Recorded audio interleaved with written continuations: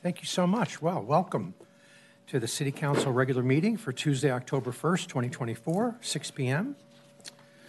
May we have the pledge to the flag. We have three lovely young ladies. We have Sullivan Melville, Stella Yates, and Kennedy Dressy to help us from American Martyrs. Young ladies, do you want to come up here?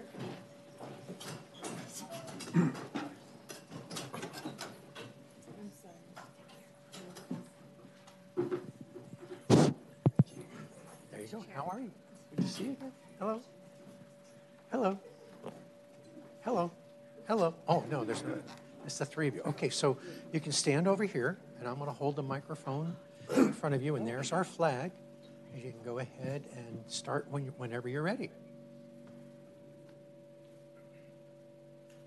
I pledge allegiance to the flag of the United States of America and to the republic for which it stands, one nation, under God, indivisible, with liberty and justice for all. Well, that was terrific. Thank you so much.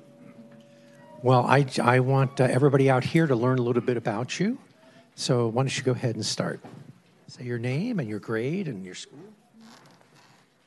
What do I say? So I say my name first? Yeah, sure. Go ahead. My name's Kennedy. Kennedy. What grade are you in? And I'm in first grade. Okay, what school? I'm in St. James. Okay, and what are your favorite things to do at school? I like to do recess. Okay, great. And how about you? My name is Sullivan. I'm in second grade. I go to American Martyrs, and my favorite thing at recess is playing with my friends. And what do you play at recess? I usually play tag. Tag. Okay, like tag you're it, right? Oh, good. That's good. You run around a lot. And then how about you? What's your name and your grade and your favorite thing to do at school? My name is Stella, and I'm in second grade, and I go to American Martyrs, and my favorite thing to do is math. Math. Oh, that's terrific. Well, great. Well, thank you so much for coming today. We've got a little something for you. And we've got Mayor Pro Tem. Oh, she usually helps me with this. You got that? Okay. We have some bling. These are official city pins. One of these.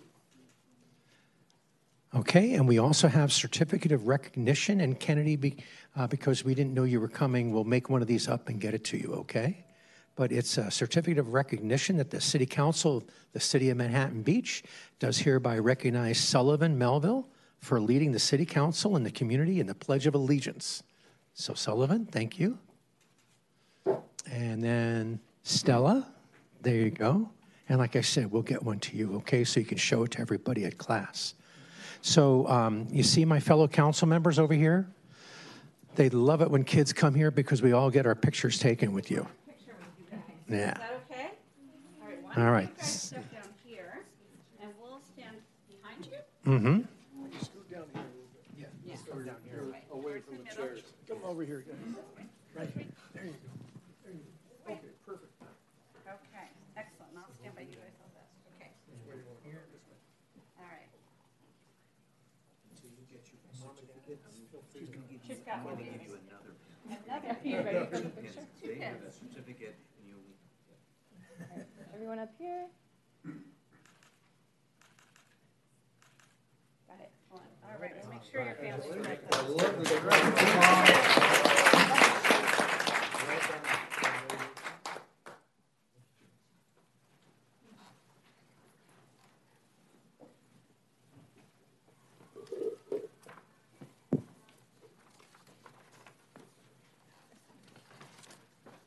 I'd like to play tag again one day.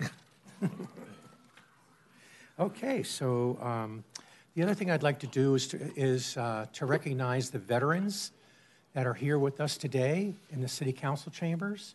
So if there's any veterans who've served in any branch of the military, reserve, whatever, if you could please stand and we can recognize you for your service. And There we go. Great. Thank you, sir. Great, terrific, thank you. And Martha, may we have a roll call? Now, did you want to make an announcement about Councilmember Montgomery is not with us? Councilmember Montgomery is absent. Is absent today, yes. Okay, so he is listening in, trying to, but he's absent. Or not even? He is not Zoom being. No, okay, so he's absent. So have a roll call, please. Councilmember Lesser? Here. Councilmember Napolitano? Here. Councilmember Montgomery is absent. Mayor Pro Tem Howorth? Present. Mayor Franklin? Here. Okay. So, the ceremonial calendar, do we have any items today for the ceremonial calendar? No? Okay. Moving on to the approval of agenda and waiver of full reading of ordinances. Oh, yes. Yeah, I'd like to pull item number 7. Number 7, okay. Your Honor, number 4. Okay, number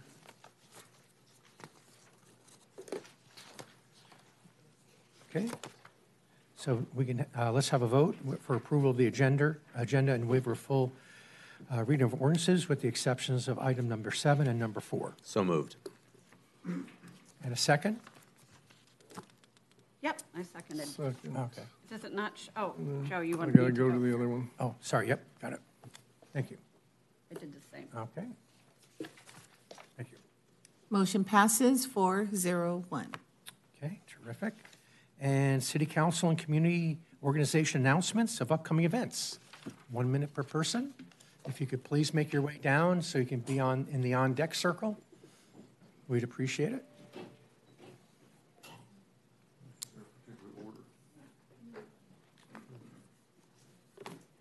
Good evening. My name is John Huguenin. I've been a resident of Manhattan Beach for over 42 years.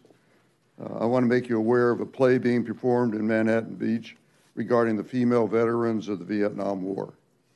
The producer is Carol Patterson. She's a member of your Cultural Arts Commission. The play, A Piece of My Heart, is a true drama that focuses on the lives of 3 nurses, 1 USO entertainer, 1 Red Cross worker, and 1 officer. All are females. It focuses on their heroic roles in the front lines of combat during the war, dealing with trauma and saving lives. And then it covers how poorly they were treated when they returned home after the war. They were not recognized as veterans.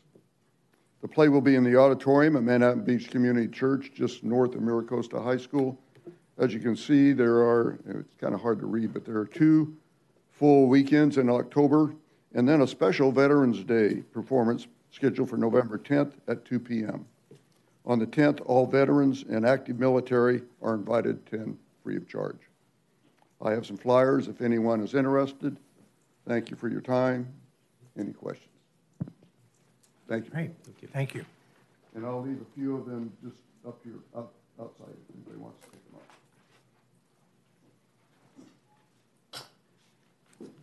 Hi, good evening, Mayor and members of the Council. My name is Josh Murray. I'm here on behalf of Manhattan Beach Library. On Thursday, October 10th from 4 to 5 p.m., the teens are invited to learn the history of sushi making and explore traditional techniques by making their very own sushi version of candy in traditional nigiri and maki rolls. A list of ingredients will be provided upon request. This is a teen program and registration is available on our website, lacountylibrary.org. I'd also like to remind the community that we will be closed, the library will be closed on Monday, October 14th in honor of Indigenous Peoples Day. We will reopen at 10 a.m. on Tuesday, October 15th, and I thank you for your time. Great, thank you, Josh.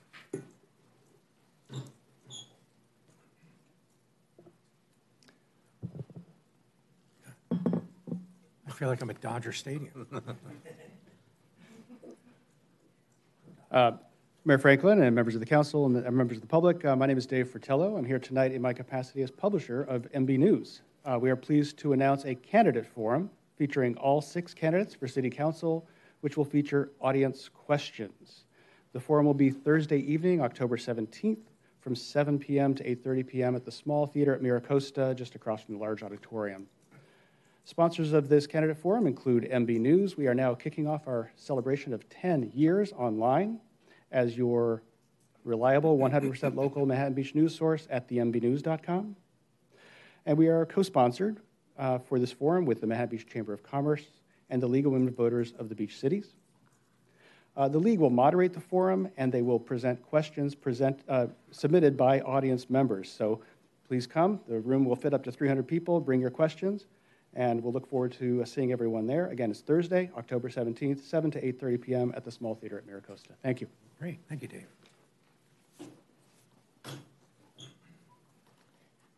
Good evening. My name is Jill McCurry, and I'm with the Manhattan Beach Chamber of Commerce. I'm on the board there. Thank you for having us, Mayor Franklin and council members. I'm announcing that the Chamber of Commerce's next mixer is going to be at the newly opened Hook and Plow in Manhattan Beach, and that is going to be on Wednesday, the 16th. And that is a day that recently Mayor Franklin issued a proclamation to call it the Chamber of Commerce Day. So how appropriate that we're going to have a mixer that evening and everyone is invited. We also want to announce that we have a women's summit coming up on Friday, November 8th, and we are doing this in conjunction with the Redondo Beach Chamber, and there's more information on our website. It's going to be Friday, November 8th. And then also there's information on the website about the new Young Entrepreneurs Academy, which is kicking off, open to middle school and high school students in the South Bay. I did it in less than a minute. And then also we can start my timer over because I want to invite my friend down. Shelby Russell is organizing an event that's going to be hosted at Manhattan Village Shopping Center, and he's going to share more about that right now. Great. Thank you, Joe. Good evening. Thanks for the opportunity to speak with you today. My name's Shelby Russell. I'm the founder of Manhattan Beach Food and Wine. We have the inaugural event coming up next week, next Friday and Saturday, which we're very excited about. We have 50 of the best chefs throughout North America coming to the event. And why we chose Manhattan Beach, obviously Manhattan Beach is an amazing community. And there's a great culinary scene, and so there's not a more deserving place to do a world-class culinary event than Manhattan Beach. And so you can see there's, in the last slide, there are some of the chefs that are coming into town. A lot of them are Food Network type chefs, celebrity chefs, but they're all amazing chefs. And then we're also highlighting, on the next slide, we're also highlighting a lot of local amazing chefs. So we have David Lefevre, we have Chris Feldmeyer with Love and Salt, we have Brendan Collins with Boa Steakhouse, and so we have several local chefs. So we want to highlight the local chefs, but also bring these amazing chefs to the community. We hope to be a positive impact for years to come, and we've got a fantastic partner in Manhattan Village. We've got a great space there. It's an outdoor space that will be beautiful. That's at the end of the Greenbelt, and so people that live in Manhattan Beach along the Greenbelt can walk to the event, essentially. But it's next Friday, Saturday, opening night, and a grand tasting. So we have tickets still on sale. If anyone's interested, it's manhattanbeachfoodandwine.com. And I have some flyers to share if anyone's interested. But look forward to seeing you all at the event. And if you're interested in talking more about it, I'm glad to answer any questions. Thank you. Great. Well, thank you, and appreciate it. Good luck. Thank you. Honorable Mayor, Mayor Pro Tem, City Council members, city officials, Jeff, my name is Bobby Bell. I am the WM Recycling Coordinator dedicated to the beautiful city of Manhattan Beach. A couple quick announcements. This weekend with the Hometown Fair going on, the Public Works Department has been kind enough to let me share their table. That's going to be in front of the Jocelyn Center, where I will be giving out information on home organic buckets. If they haven't received one, I'd be happy to sign them up and give them one there. And then in 2 weeks, on Saturday, October 12th, we have our last composting class of the year. It's held at the Botanical Gardens up at Pollywog Park. Learn all about composting at home, get discounted worm bins. That's all I got. Wish you guys a blessed evening. Luckily, Richard's not here to give you a hard time. Hard time. Don't need Richard on. He's I'll listening. tell him. Yeah. We'll get him the recording. Good evening, Mayor Franklin's council members. My name is Kevin Shin. I'm the new fire marshal, succeeding Kevin Bass, who recently retired. Tonight, I'd like to provide a brief update on Fire Prevention Week, which begins on the 7th of this month. This year's theme is smoke detectors, make them work for you. The focus is on maintaining, testing, and replacing old detectors 10 years or older. As you know, every October during Fire Safety Week, we conduct presentations for second graders discussing fire safety messages. We emphasize the importance of early notification by smoke alarms to ensure safe evacuation during a fire. This year, we've added Sparky, the prevention dog, to our presentation. We recently acquired a Sparky suit. He's been quite a hit. We'll also be releasing social media posts regarding fire safety and this year's focus on smoke alarms. Great. Thank you. I have a question, Mr. Mayor. Yes, please. What if, let's say you live in a home and your fire alarm is, going off because the battery needs to be changed, but it's in one of those really high ceilings and you don't have a ladder that's tall enough. What do you do? That's a good question. Thank you. So generally, you would try to find maybe a contractor that can safely get up there and do that. I wouldn't recommend trying to makeshift a ladder to access that. But probably handyman, contractor, something like that, that could probably come out. There are alarm companies you could call that have the equipment to do that, but... Like, wow. Okay, Yeah. I mean, it's really hard if you're living, and you don't Yep. have the ladder, and you guys have ladders, but we shouldn't call you guys? All right. Yes. Yeah, That's what I was getting at. It's not in the scope, but yes. I think you would pitch in. But yeah, I would be careful with that and Yeah, use okay. appropriate equipment. Yeah. I won't spread that. Don't call the fire department. Yes. Great. Thank you. Thank you. Appreciate it. Okay, anybody else for public comment or for community announcements? No? Okay. I want to bring in Lisa Tamura, our city clerk, who has an announcement. Thank you, Honorable Mayor, members of the City Council. We did get in contact with Councilman Montgomery. He is on Zoom. He is in the address listed on the agenda in Mexico, so we will record him as late, not absent. Okay, great. Thank you. And then there was a request by Councilmember Montgomery to move agenda item, the outdoor dining agenda item. Pilot program. Pilot program to switch agenda item number 10 with agenda item number 9, the Lot 3 parking structure. So to do agenda item number 10 first. Does he want to, or was he asking to continue that to another meeting? So we're checking with him right now because he's got an hour before he has to go to the plane, to the airport. So we're checking with him now. If he wants to do that first, there would be a motion to reconsider approval of the agenda and then rearrange the order of the agenda. And hopefully you'll get to it while he's still in attendance. Okay. Great. So Check to make sure he's there. Right. Motion to reconsider the approval of the agenda. Is he there, though? Yeah, I mean. There he is. Okay. I'm here. Hi, Richard. You got one applause right here. So, did you hear what we were proposing? Richard, would you like to do outdoor dining before Lot 3? Yes, please. okay. Okay. So is there a motion to reconsider approval of the agenda? Yeah, so moved. So we have a motion to accept by Mayor Pro Tem Howorth and seconded by Mayor Franklin. Question, though, Mr. City Attorney. We also pulled 2 items from the consent.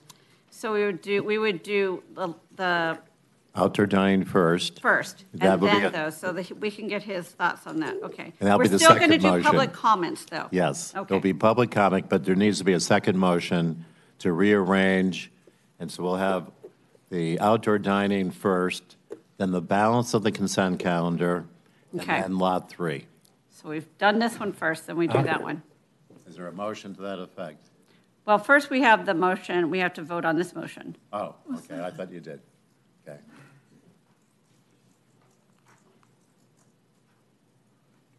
Voting screen? Oh, because he's traveling, right. Councilmember Lesser? Yes. Councilmember Napolitano? Yes. Councilmember Montgomery? Yes. Mayor Pro Tem Howorth? Yes. Mayor Franklin? Yes. Motion passes 5-0. So at this time, is there a motion to have 10 first, then the balance of the consent calendar, and then item 9, which is Lot 3? I have made that motion. I need a second. And I'll second that. So we have a motion to accept by Amy Howorth and seconded by Mayor Franklin. Sorry, Mayor Pro Tem Howorth. Councilmember Montgomery? Yes. Mayor Pro Tem Howorth? Yes. Mayor Franklin? Yes. Councilmember Lesser? Yes. Councilmember Napolitano? Yes. Motion passes 5-0. Okay, I think we got it. All right. So let's move on to public comments. Public comments are limited to 3 minutes per person. If you comment here, you cannot comment on during the public comments for an agenda item. So if you can all make your way down, whoever wants to make public comments, please come on down. Am I leading off? There we go. Hello, Mayor Franklin, City Council, good evening. My name is Larry Zimbalist, and I'm very proud to be the chairman of the Committee to Repair Manhattan Beach Schools, Measure RLS. Vote yes on RLS. But tonight, I'm here to speak on behalf of Measure MMB, the city sales tax. I really like Measure MMB, and I'm going to tell you all some of the reasons why. I like what it returns to the community. 60% of this tax will be paid by visitors. 100% will be paid on Manhattan Beach capital improvements, fixing infrastructure like Parking Lot 3. MMB is estimated to raise $5.3 million per year. Our city will be able to tackle issues like outdoor dining, creating community space for our seniors at the Jocelyn Center, meeting space at Manhattan Heights. Roads and sidewalks will be improved. E-bike safety enforcement will increase.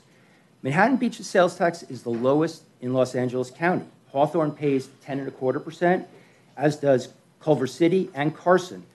The state of California retail sales tax limit is 10.25%. If we do not pass Measure MB and keep the 5-cent sales tax increase local, Los Angeles County can one day pass a future ballot measure that claims this 5 cents and claims the $5.3 million that it represents for themselves. I guarantee you that LA County won't be funding the Scout House renovations. Local control is essential to addressing our infrastructure needs.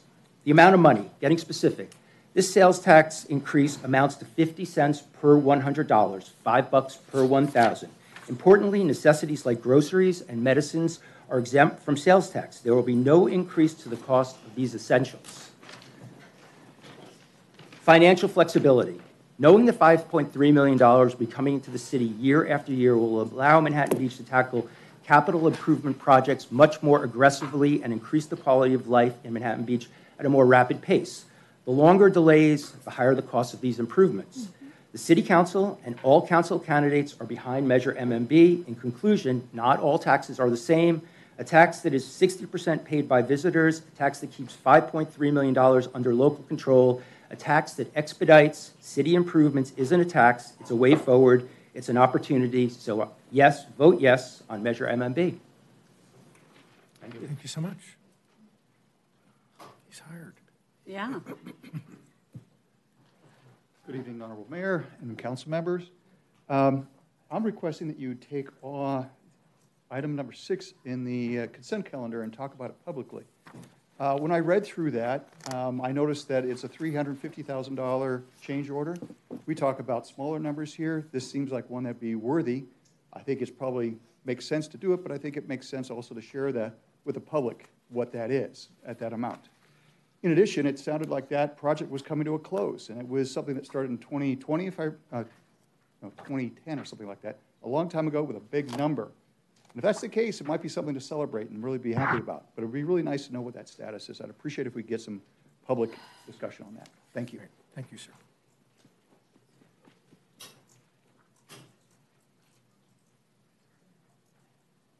If you can get everybody who's going to make a public comment, come on down. There's an on-deck circle. You've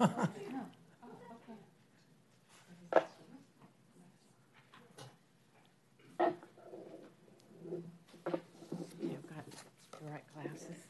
Okay, first of all, my name is Joan Mueller.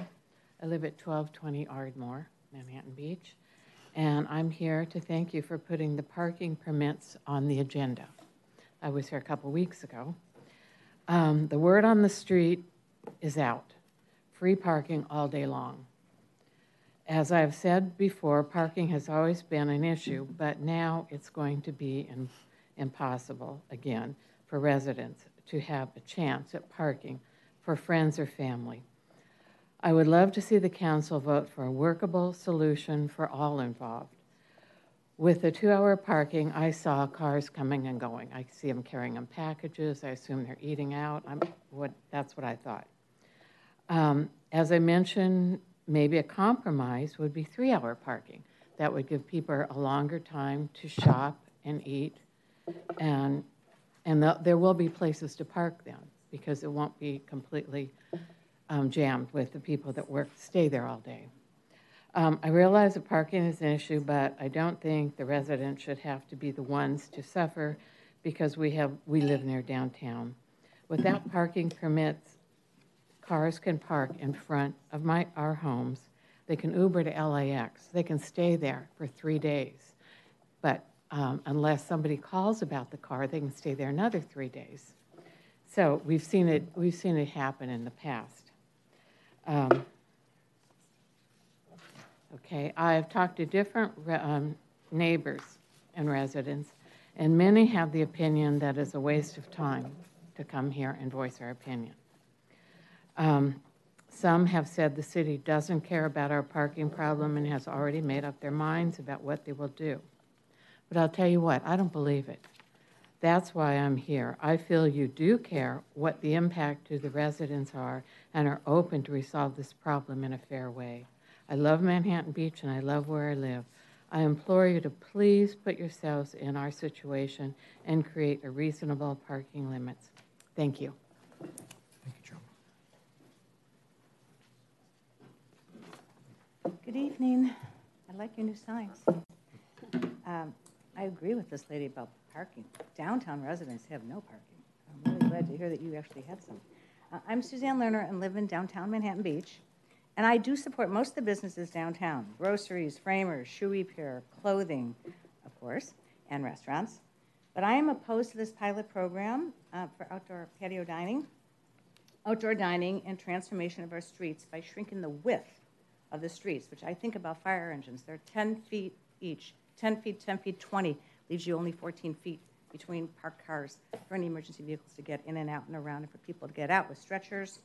Increasing density for people, employees, traffic, pollution, roaches, continuous truck deliveries at all hours of the day and night, and lack of parking for the residents themselves has impacted us. Testing the waters by spending $136,000 to allow 3 restaurants to have outdoor dining when there hasn't been any decisions on some of the issues that we're addressing is like taking the cart before the horse. The Outdoor Dining Task Force is composed of 15 people out of 35,000 residents, and it appears they hold a huge sway over the council. One owns 4 restaurants downtown, and only one is a downtown resident, and it really impacts downtown residents more than anyone else. Has the City Council considered who's responsible to pay for this $20 million budget that has been considered by your staff it's going to cost us to fund the program if it's approved? Will there be a bond, new taxes? Restaurants themselves perhaps could pay. I think they've been getting pretty much a free ride with sidewalk dining. And how will the funds be raised? And I want to also bring up amplified music because it does really bother the downtown residents. I just, see, and I just want you to preserve our small town character. I think that's why everybody comes to live here. They rent here. They like it, and I think people that live not downtown really don't have much consideration for the residents. They think, too bad you moved downtown. When we lived downtown, we came with the ordinances that were in place, which protected the residents and had that intersection between downtown residents and commercial businesses. And I love living downtown. So I just want you to consider that. Thank you so much. I'm sorry I'm coming early, but I'm a wiped out day, so I'll watch from home. Thank you so much. Thank you.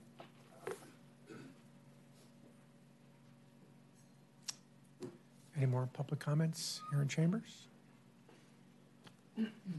Seeing none, we'll go online. Anything on Zoom? Julie McGinnity. Okay.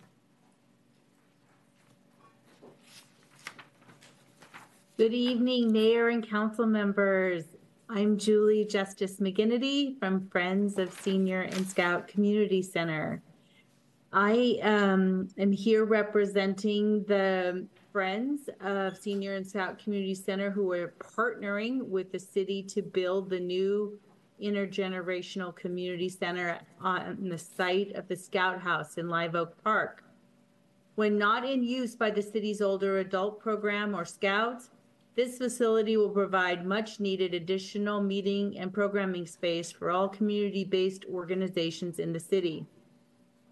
First, we want to thank each of you for your ongoing support of this project and just provide a quick update tonight on on all the work that we've been doing since last April. In July, the Department of Public Works received a construction cost estimate from Paul Hansen Engineering. This estimate was based on the Tomorrow design team submitted plans of April 2024.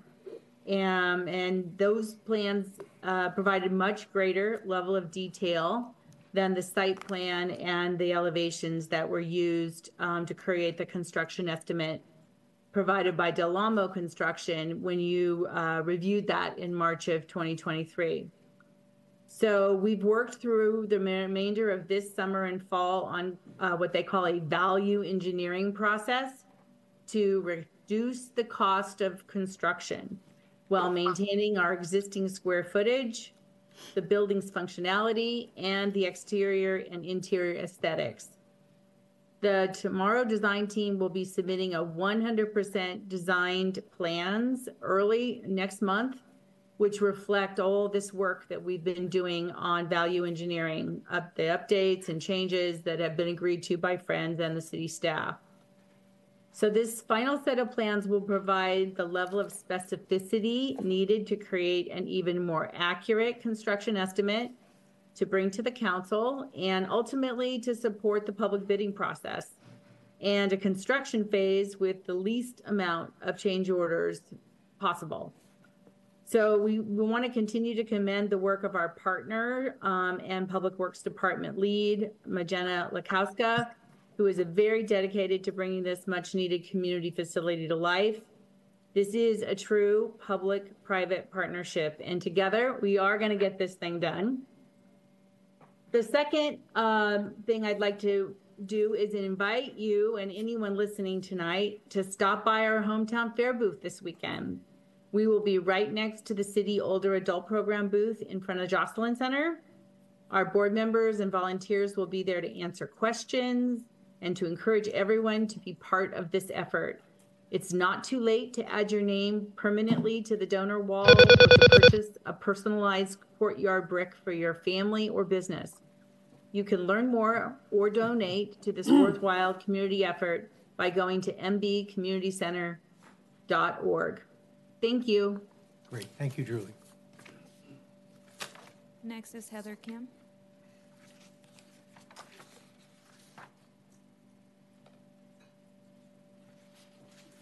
I'm here. Hi. Yep, we can hear you. Yes, thank you. I just wanted to let the community know once again about a shoplifter named Chandler who frequents our downtown businesses. And last week we had an incident with him. He stole some stuff and he was aggressive with our employees. Police were called, but unfortunately, the police force was unable to capture him. Meanwhile, there have been reports from other business owners about him harassing their customers as well on the same day. So this makes me think that there is just not enough police presence downtown if this is happening to so many of us. And I texted the officer the next morning and they were unable to locate him. And yet he's been creating havoc all Wednesday last week.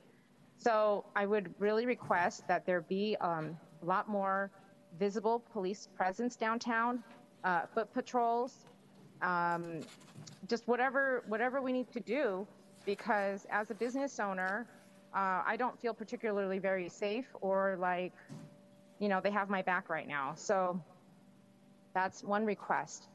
At the same encounter with the police officers, as he was taking my report for this crime, I just passed by our homeless, a known homeless man in town named Rusty, and he usually hangs out by the kettle, and he had all his things sprawled out there. And unfortunately, even though it looked like for a moment he had accepted services, I don't know what happened, and he came back to town. And the problem is that every single person who enables Rusty and other homeless people by giving them money and food are contributing to this problem, because they have not hit the rock bottom that they need to accept services. You have to, as someone said, love them into services. And that means let the homeless liaison through the city do their job, report them so that they can have encounters with them that will really encourage them. But this is not going to work. You cannot put everything on MB Safe. They're a great organization, but it has to be a carrot and stick approach. Why is MBPD not enforcing the anti-camping ordinances that are here now that is backed by Supreme Court? You cannot put everything on MB Safe's shoulders. They are angels, but they can't do it all. You can only offer them so many carrots, but without that stick, nothing's going to work. We are not going to see any improvement. We are going to be known as a place that you can go, because there's a lot of rich folks who feel bad and will give you high fives and $5. So we really have to think about all the problems that we are creating, thinking that we're doing it out of the kindness of our hearts, but we are not. So we have to relook at how we handle our homeless problem. Thank you. Great. Thank you for your comment.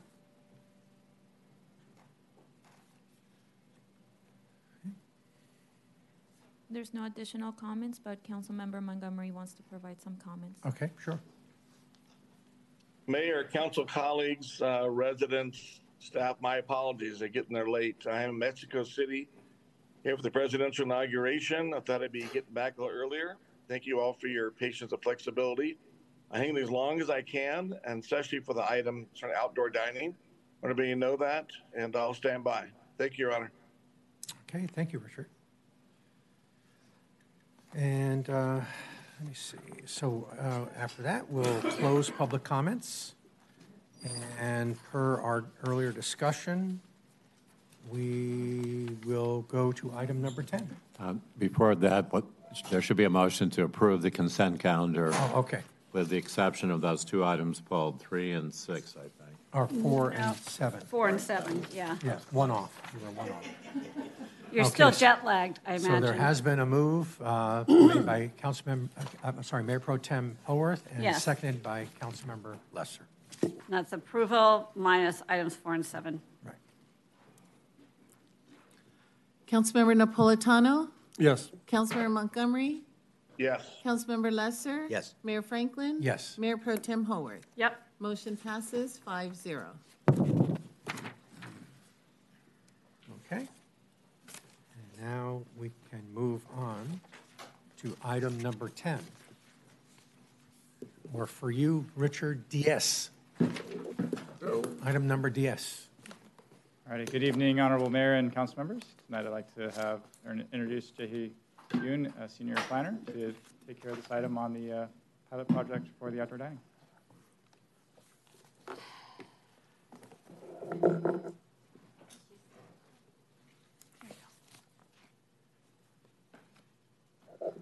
Thank you, Honorable Mayor and City Council members. I'm Senior Planner Jae-hee Yoon, and the item before you is to consider partially implementing the city's outdoor dining program pilot project.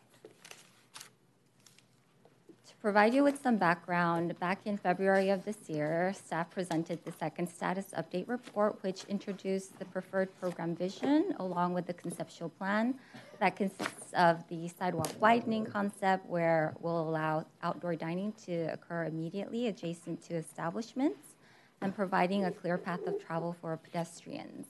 It also included parking reconfiguration to convert parallel to angled parking spaces or vice versa, And lastly, identification of potential outdoor dining and public flex space areas throughout downtown and North Manhattan Beach. We took this concept during July to all the businesses that were included in the conceptual plan, and based on our initial outreach, a vast majority of them were very interested in proceeding with this preferred vision.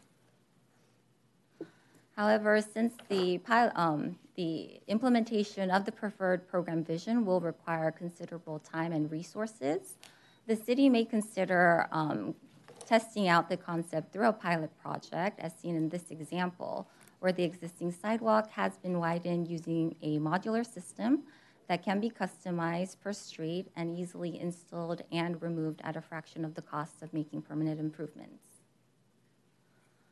In selecting the pilot project site, which came down to Manhattan Avenue between Center Place and Manhattan Beach Boulevard, staff considered several factors, which include that the terrain be relatively flat, so no additional engineering is needed, that there are multiple different businesses that can take part, so we can receive greater feedback, that the entire block can be continuously widened, so there are no bulb outs in between, and that there will be no net loss of parking along this street segment. There will be 3 parallel spaces in front of the establishments that will be removed, but they will be added at the opposite side adjacent to Chase Bank by converting parallel to angled parking spaces.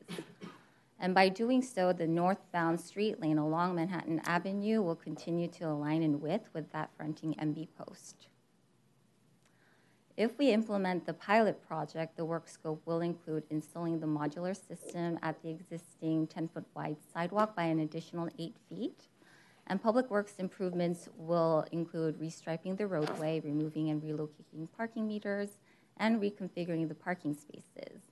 Also, it includes leveling the existing sidewalk areas to accommodate for the 8-foot wide sidewalk dining that will dedicate to those restaurants, and also building an ADA transition ramp at the north end of the block. In July, staff presented the pilot project concept to the task force, which they unanimously supported, and based on discussions, they recommended that if we allowed the pilot project, it should remain in place for 1 full year in order for us to test out the various periods and months throughout the year. Incorporate a QR code on site, such as the planter boxes, so we can inform the public of the pilot project and receive feedback, and then implement the proposed sidewalk dining regulations to the fullest extent possible to truly evaluate the program. And lastly, considering a different material for the transition ramp between the existing sidewalk and the wood panels, as it may get too heated during summer months. The pilot project site is located within the city's coastal zone and therefore requires a coastal development permit. And in speaking with the Coastal Commission, they have been supportive of the effort. The cost to implement the pilot project is estimated to be $136,605, which includes the modular system, public works improvements, as well as routine maintenance activities during the trial period. All 3 establishments that can take part in the pilot project have expressed interest in doing so, and also agreed to a slightly increased sidewalk dining use fee, as they'll be directly benefiting from an enhanced outdoor dining experience and environment. Currently, Tacolicious and Nando have active sidewalk dining permits where the city collects approximately $260 a month. And under the pilot project trial period, that amount will increase to $1,568 a month. Recognizing that there are other major projects in the city competing for resources, such as Parking Lot 3, staff is seeking City Council's direction on partially implementing the long-term outdoor dining program pilot project. And if the City Council desires to move forward, staff will return with a resolution to adopt the pilot project CDP and request to appropriate necessary funds. This concludes staff's presentation, and we're happy to answer any questions you may have. Thank you. Colleagues? Questions?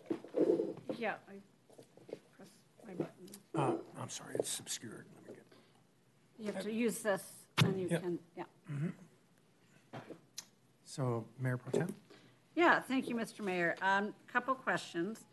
On the page that shows the diagonal striping on the east side of the street, Why wouldn't, was that solution considered outside of this project to restripe and line that street so we could add more parking there? Do we know if that has been considered outside of this particular pilot proposal? I would Maybe we defer it don't. to our traffic engineer. I mean, it's a little bit beyond this, but then I do have a couple other questions. Yes. Hello, Mr. Zimbit.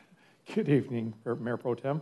My name is Eric Zambleet, City Traffic Engineer. The simple answer is yes, and we are including that in our Lot 3 alternative parking options that go in. It's in process. Okay, great. So this is something that will probably happen regardless.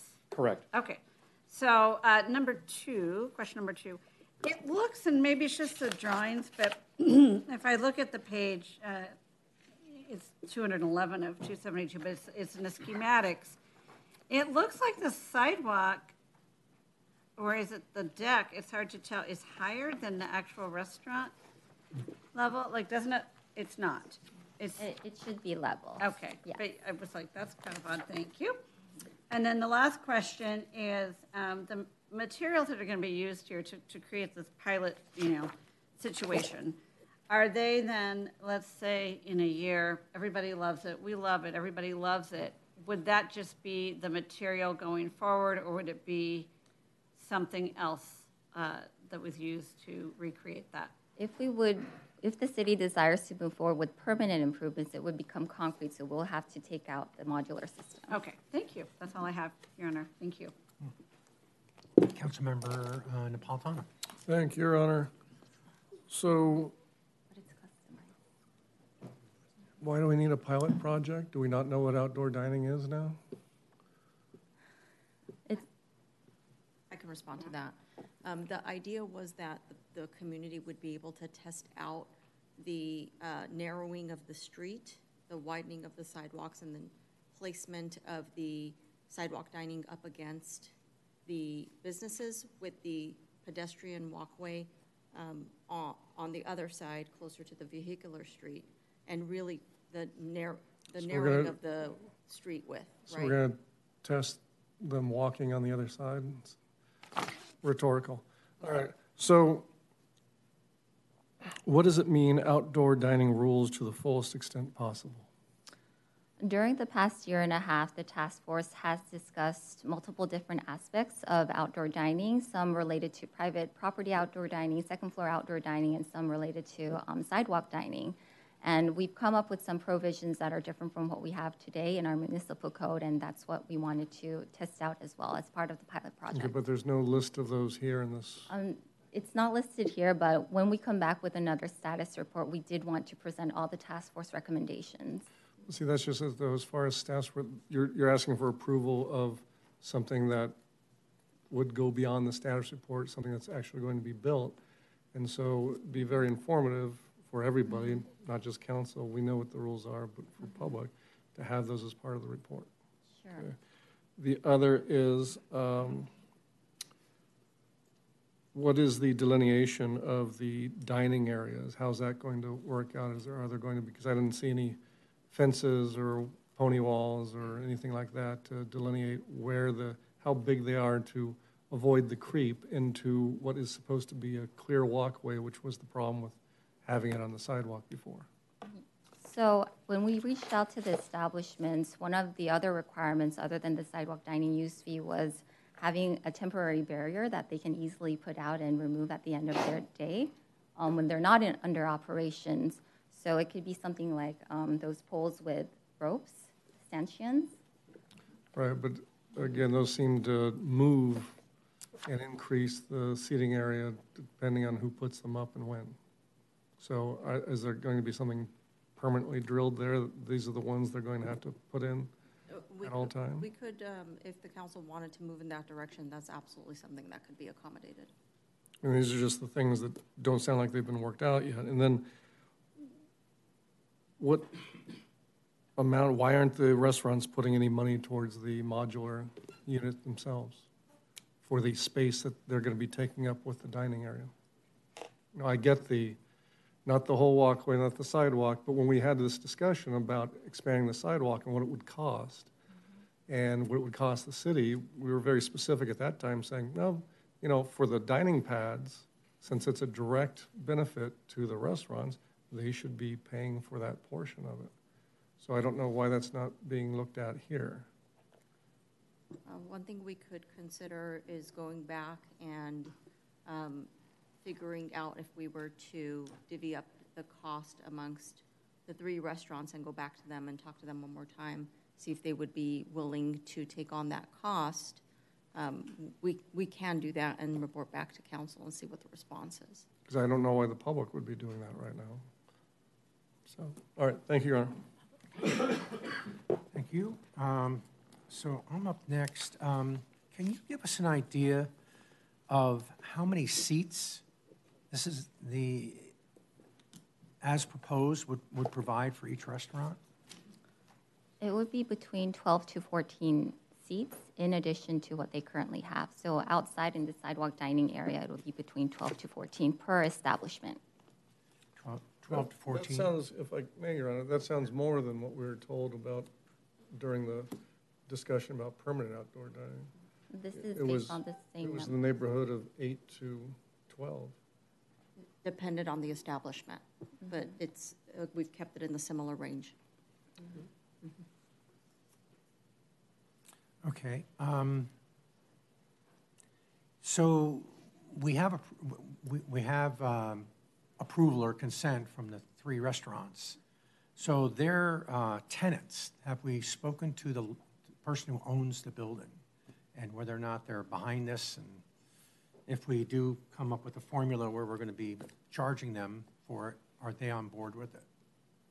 We haven't specifically been in contact with the property owners for these 3 establishments, but in a larger scale of outreach that we did to seek the interest of the 36 establishments included in the conceptual plan, I did come across 2 property owners, and they were very interested in supporting their tenants. Okay, but are they orally supportive? Is it this property owner? I think it's one owner, right, that owns all 3 restaurants? Okay. It's one building. Okay, I mean, at a minimum, I think if we're going to be altering this person's property, we need to get their consent or approval or insurance. We're not altering their property. Altering city property. City property. But, you know, the whole concept, I mean. Yeah, again, it's the city property we would be altering, not their property. Okay, I mean, do we want their consent? We're just going to go ahead and be like, someone comes to my home and builds something on my driveway. I mean, I think we need to talk. Staff can continue to attempt to reach out to the property owner. Okay. Let's see. I know this spot was picked because of its,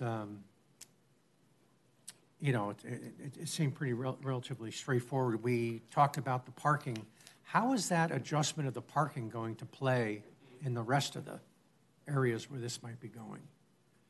In other words, you know, will we have that same opportunity to have a net zero impact if we move it over to, say, Bruco or, you know, Mangiamo, you know, over there? It wouldn't be directly opposite of those places where it will be eliminated. It might be a block off, but this street segment specifically was so conveniently located where it could be just directly across the street where it's being eliminated. But other segments that we looked at didn't have that opportunity available. Okay, well, now for the pilot, but when we make the decision to move forward, if that decision is made, then we need to kind of shift around the parking a little. Yeah, okay. So somebody wrote an email and said, why is the city paying for the cleaning? Since it's really going to be used by the restaurant. Shouldn't they be responsible for the cleaning? I can address that, Mayor. So the sidewalk extension, that part is the pedestrian path. So it's the public right-of-way and it's the pedestrian path. The sidewalk where the businesses would be hosting their outdoor dining already exists. And so the maintenance was specifically to the portion of the extension that will be serving the pedestrians in the public right-of-way. So again, the public, yeah, right away. Okay. And I assume we're going to trap debris and things like that. It's not going to go into the storm drain and pollute our ocean. No. Right? Okay. So what might the restaurants be charged in the future versus, based upon the rough order of magnitude or something? So here they're paying an additional $3.50 per square foot. So how much might they, just to give an idea, we're doing the pilot, but if it's too expensive for some restaurants, do we still build? We're still going to build out and hope that the next restaurant that comes in. We are working with our consultants in our finance department to come back with a number for the long-term program. This is, the $350 is solely for this pilot project. So we don't have the number you're asking for just yet. Okay. I want to let my colleagues ask some questions now. So, Councilmember Lesser. I wanted to pick up on the issue of 12 to 14 additional seats per restaurant for the 3 restaurants. First, what are the implications for the use permit, the occupancy limitations that currently apply to the restaurants, separate from what we had in place during the COVID emergency, during the pandemic? What are the current occupancy limits, and how would this addition impact those restrictions?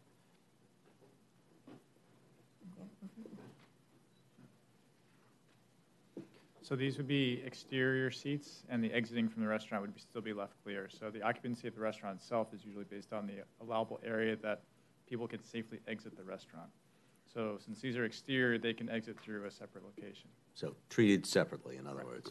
In terms of parking, we're, I think, going to be having a conversation about parking shortly. Won't 12 to 14 seats at each of these 3 establishments generate a greater need for parking, although potentially de minimis, but nonetheless a need, right? Correct. How has staff analyzed the need for additional parking, even though this is just a pilot and only 3 restaurants with 12 to 14 additional seats? Because it is a pilot program, and I'd like to remind the council that the analysis of this project and as a pilot program initiated before our Lot 3 emergency. So staff does understand that the circumstances in downtown have significantly changed, which is why the tenor of our staff report and our presentation was, we're offering you this, but we understand things have changed since we embarked on this venture to bring this pilot program to the table for council to consider. Recognizing that, we understand the parking challenges, but the idea here was we would try to recapture as many parking spaces as we could while bringing this project forward as a test, but there was no permanent solution for the additional parking capacity at the time. Thank you. Anybody else? Oh, I already checked with Richard. Yeah, he said he has no questions.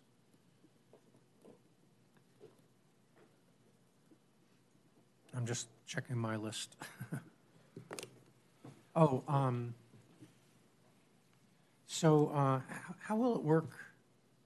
How will it work for the restaurants that have hills? They're on a pretty steep hill, like Mangiamo, Bruco, So, Strand House. based on the preliminary plans that we're reviewing, any sloped areas will have to be graded, so it would be filled or cut to create that flat area that's continuous with their entranceways. So there will be some retaining walls. But that's separate from the consideration of the pilot program. That will be considered by the council at a later date. The pilot program is specifically for these 3 establishments, and it was selected due to the flat terrain. Okay, I'm just trying to picture it. But since this pilot program is for downtown outdoor dining, shouldn't that be kind of looked at? Because I don't have the count of restaurants, but a good third to half of the restaurants will be on a hill. Yes, Mayor, and the conceptual drawings have been prepared and staff is evaluating them. So there was a unique design that was prepared to accommodate the restaurants on the hillside for the long-term outdoor dining solution. It's just that those restaurants are not a part of the pilot project itself. Okay. All right. Any more questions, colleagues? If I may add one, just a reminder regarding the temporary barriers. The idea was that if they're somewhat temporary and maybe we can, I think, reach a compromise where they're more fastened and they're unable to relocate them during service hours, the idea is that they'll be able to take it out when they are not in service so that there's just a broader walkway for the pedestrians to utilize. Sure. Can I ask? I mean, if Mayor Pro Tem? you're talking about to prevent spillover between sidewalk and restaurant, but I mean, is that really, I mean, I think I might be getting in the weeds here. I mean, we're talking about, are we interested in a pilot program and are we interested in this? But it seems like something that they pull up every night and put back in is going to be a little, it may not, a rope like at a movie theater or something feels kind of, I don't think that's going to keep people out of there. That's just a thought. Okay. So based upon that conversation, can we go to slide 3 or page 243? Because you mentioned, our concern was moving out more into the sidewalk. Can we take a look at that, please? Slide 3, yeah, right there. So you see that there's, each of the restaurants has sort of a half fence around, around their restaurant barrier there, if you will. Would that be included, do you think? That's not even. Or that won't be included? The images are really to portray the sidewalk extension itself. We have more flexibility on how we want to separate the dining area from the pedestrian path. We do need some sort of separation. Again, if we don't maintain some level of separation, the dining areas will continue to creep into the pedestrian path, and we don't want that to happen. But it doesn't need to look exactly like this. Okay. Where is this? This is Colorado. Durango? Yes. I was there. Planning a trip? Looks familiar. It looks nice there. It does. So that brings up another question is, I'm trying to think. So each of those 3 restaurants has a sidewalk dining permit? 2, Tacolicious and Nando have sidewalk dining permits currently. Okay. So Dash he doesn't. Okay, so Tacolicious, I mean, there's quite a few seats out there. I mean, so is the net gain going to be like, how many seats? How many seats are out there now? Currently, they have 16. 16 seats on the sidewalk? Yes. And so they're going to have 14 on this, or Tacolicious has 14, so they're going to lose 2 seats. They're going to No. They're going to add. No, They currently have 16, but the way they space it out might be different from how we space it out based on ADA requirements and all the other access routes that we need to consider when we are laying out the seating arrangement. Well, does the current sidewalk go away, or is this just an addition to it? It'll be built at the edge of the existing sidewalk into the vehicular lane. So it'll be seamless, right? Yes. There won't be any gap. So once again, if they got 16 seats out on the sidewalk now, and this gives them 14, where's my math? Well, Yes. So it's not additional? Okay. It's in lieu of. It's a It's replacement. in lieu Yeah, of. it's in lieu of, Yeah, that's right? what Joe's, the mayor's So saying. but there's going to be 2 less, presumably. In theory. Okay, yeah, right. Okay, and then that's also with Nando, right? Well, Nando will be increasing. Currently, they have 4 seats, yeah. and they will have 12 seats. Are those 4 seats right up against the restaurant, or are they out on across the sidewalk? I'm trying to remember. Yes. I've seen them, I've seen two up against the restaurant and one table up against the restaurant and one table on the other side, near the street. So they'll be getting a gain, and then Dashy will be getting a gain. Okay. All right. And we heard a concern about the width of our fire engines and things like that. Is that, once this gets restriped, like shown on slide number 4 or 5, is that going to be an issue for public safety getting through there? I will defer that question to our traffic engineer, but I believe everything has been engineered to meet all the minimum requirements for the width. Because it doesn't look like there's room for a car to move over the side and let a fire engine through. Sure. The travel lanes between the sidewalk dining and the parking, diagonal parking on the other side of the street will be about 34 to 36 feet wide total. When a fire engine is responding to an emergency, they have their sirens on, and everyone is required to move out of the way. They can drive wherever they want. They can drive on the opposite side of the street if that's where the clear area is. And so there's no parked cars in that 34-foot wide area. Okay, but there are cars. There are if you go through an intersection as well. Okay. Yeah, it's no different than any other intersection for emergency response. So the cars just push through with the fire engine behind them, or in front of them. Yeah. Yes. Okay. Go right for the lights, come on. Yeah, okay. All right, thank you. All right, I have no further questions. Any further questions? No, we don't? Okay, so we'll open this up to public comments.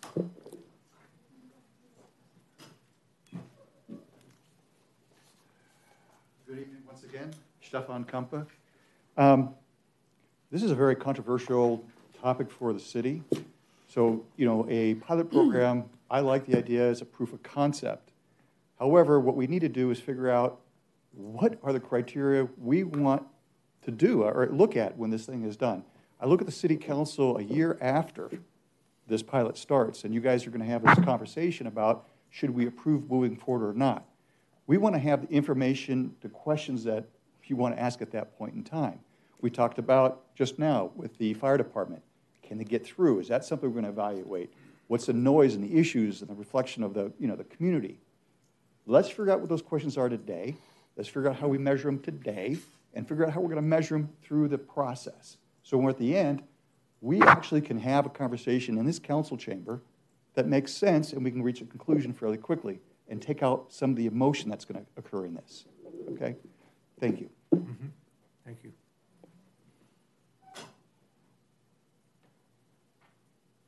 Hi. So while I'm certainly more amenable to the sidewalk dining than Walk Street and all the other things we've discussed in the past, I still have great concern that some of the issues which in the major pilot program we had, which was COVID, namely the noise, the vermin, the garbage trucks, the congestion, the parking, that none of that is really truly being addressed here. Because just because you're going to do this on one small street with 3 restaurants, when you do that in the entire town, everything is then compounded, multifold, and I don't think you're going to get like a full picture. And when I saw that the pricing of like what the pilot program, and I don't know what it's going to be down the line, like I added it, and the full amount I think was like $18,000 a year for that square footage. I mean, my mother's property taxes are double that, but yet there's one person in the residential area on this council task force who gets to have a say for all of us. And this is such a small town. We literally have 2.5 commercial streets that is heavily, densely residential around it. It's not like Santa Monica or Beverly Hills or Santa Barbara where they did this on State Street. It's like our neighbors are commercial entities. And you can't just shut huge areas down without the congestion becoming much, much more difficult. And so these things still continue to bother me, and I feel like they're not being addressed. I feel like it's being talked around. And I wanted to make my voice known again. I just think before we go on, all of that needs to be ironed out more. And I think that the restaurant should have to pay for it, not us. Thank you. Thank you. Anybody else in chambers? Okay, online? There's no request online. Okay, so we'll close public comment on this. Colleagues? Your Honor? Yes, sir. It's Richard. Here's my take on this. It's not because the task force hasn't done a good job and staff hasn't done their job. To me, it's a simple matter of wait till the sales tax measure passes. Don't commit our funds we don't have yet. Our lot priority should be lot 3. That's what we focus on. Our money should be going there first. Sales tax measure coming through to decide what we're going to do on anything else. And one of the speakers earlier talked about there's still questions to be answered. I don't think we should be voting on this now at all. Sales tax measure come first. Let the answers to the questions to be made, then we can decide the future of it. I'll stop there, Your Honor. Okay, thank you. Next, Councilmember Napolitano. Thank you, Your Honor. I'm in agreement on that. I know that's going to disappoint some folks, especially the restaurant owners there, because, you know, expanding their ability to seat more people and do more for sales is always a good thing for them. But, you know, we had a call earlier, Julie, regarding the increase in the cost of the Scout House, which has gone up substantially to the tune of over $5 million. We've got lot 3 that's happening. You know, all this has happened before this, as this pilot project was being worked on. And it just seems very piecemeal to me, though, to do it this way. We, as was said earlier, we had a pilot project in terms of COVID. This would be a different format, and I get that. I actually had visited Durango and looked at it and thought that this was something that we would do at some point. But right now, you know, to say we have a pilot project to me means, okay, if that's successful, I have no doubt that for the restaurants it will be, but if it's successful, then we're going to expand upon that. Because to me, to have a pilot project is a commitment to the rest of the downtown that we would be doing this. We would follow through with it. Not that it's just going to be an advantage or a benefit to one small group of people, but it's going to at some point be a benefit to all of downtown. There are plenty of other restaurants that want to take advantage of this. Some might not, given the costs of it all, but that's a conversation that we're still in the process of, I think. And, you know, we don't have all the rules out for people to look at and everything, but again, this just feels very piecemeal to me.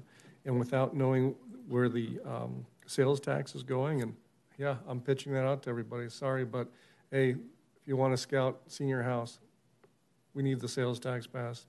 If you want lot 3, we're going to have to get the sales tax passed.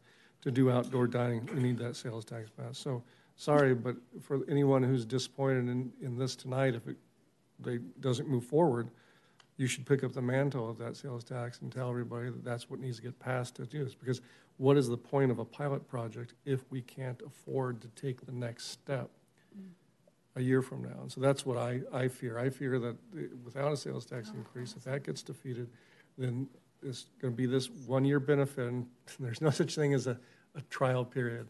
There's no such thing as a pilot project anymore. Once it's in, everyone expects it to continue on forever. We saw that, you know, fighting tooth or nail for taking up the parking spaces for outdoor dining.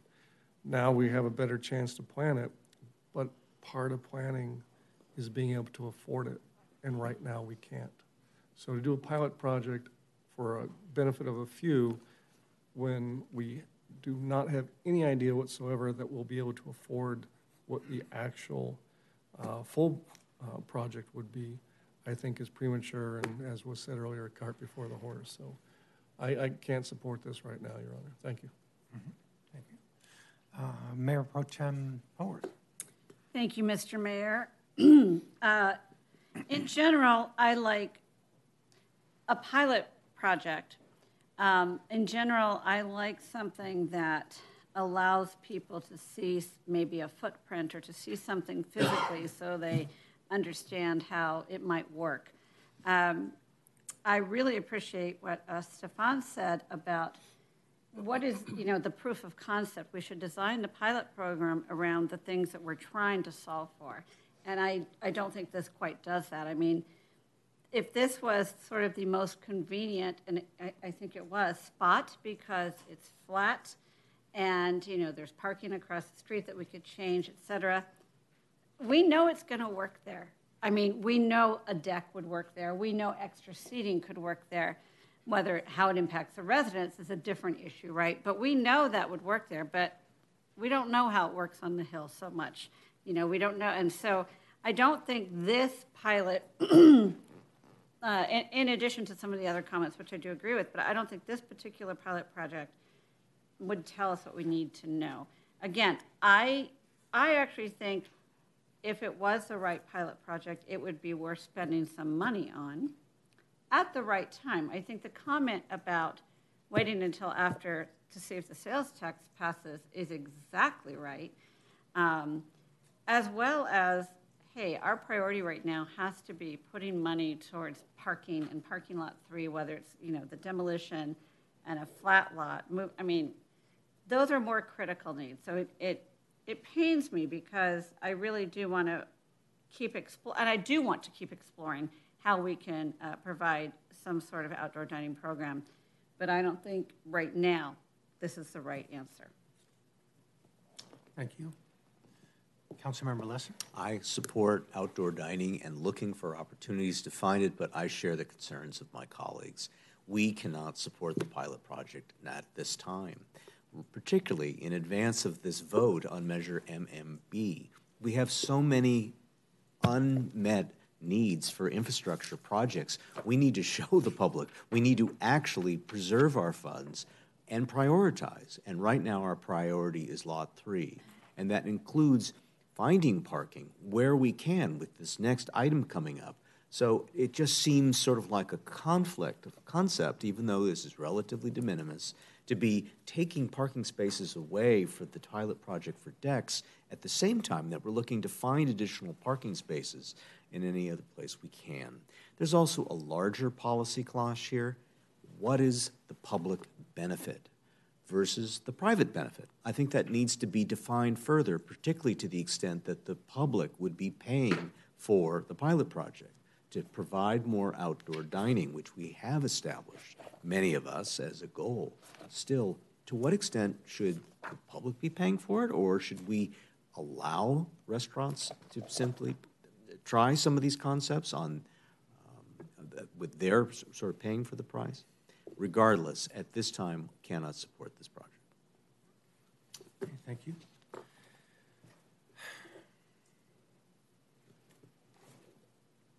It's something I said often during the outdoor deck is that we're just not blessed with wide sidewalks and wide streets.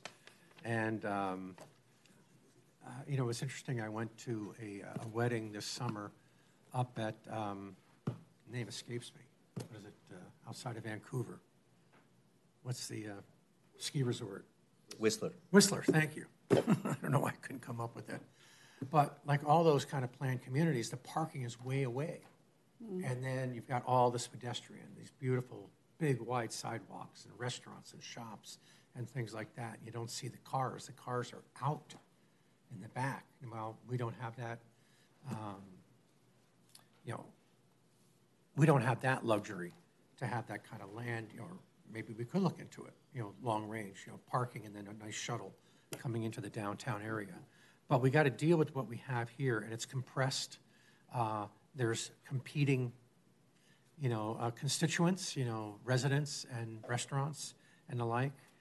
I don't see, what I do see is that every new restaurant that's opening has outdoor dining.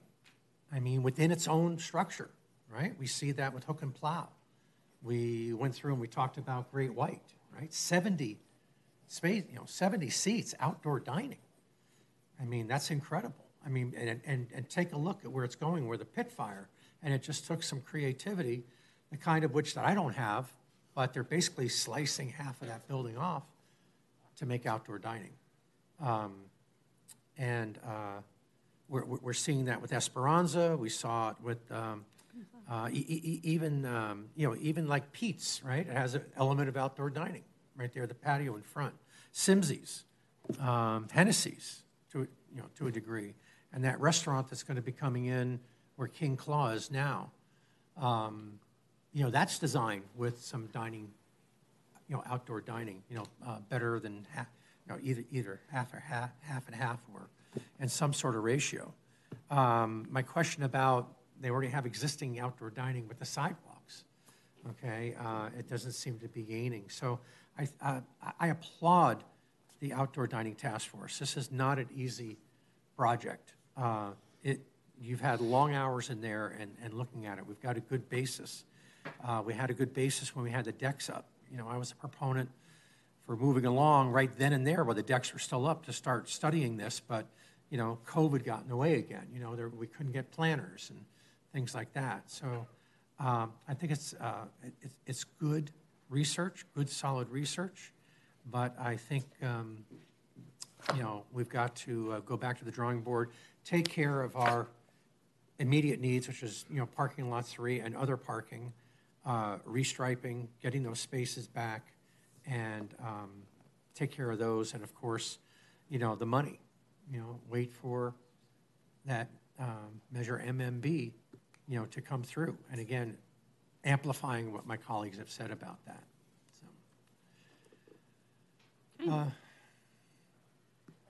So we. Does it need a motion? Do we have a motion, or are we going to go ahead and table it? Well, it just was discussed and provide direction, so there's no need for a motion. Right. Correct. That's my thought. No need. No need for motion. Okay. Great. And our thanks to the Outdoor Dining Task Force and the work you've done, and perhaps more work. Okay. Thank you. Okay. Could we take a little break, please? Sure. Is that okay? So it is 7:23, maybe about 7:30. Perfect. 7:35. 7:30. 7:30. Okay.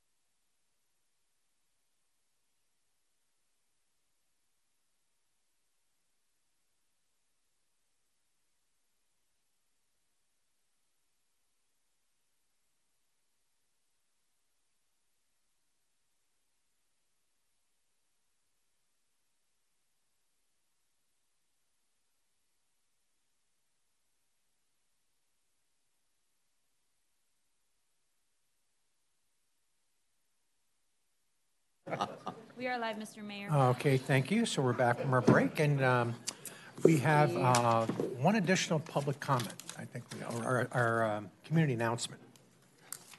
Thank you so much. Good evening, Mayor Franklin and City Council. We appreciate you letting us speak. So I'm Martha Koo. I'm on the Board of Directors of the Beach Cities Health District, and we have identified since 2016, right, that mental health and substance use are really important health priorities. And part of that has been the development of our Beach Cities Partnership for Youth Coalition. And that coalition collaborates with over 200 local partners, and we have 5 work groups. And so I'd like to introduce Alyssa, who is one of the members of the Beach Cities Youth Advisory Council, to talk a little bit about the peer support they offer for mental health and substance use prevention. Good evening. My name is Alyssa Finnegan. As a member of this group, I have the opportunity to bring awareness to the dangers of youth substances, not only to my peers, but to teachers, parents, and various stakeholders in the community like yourselves.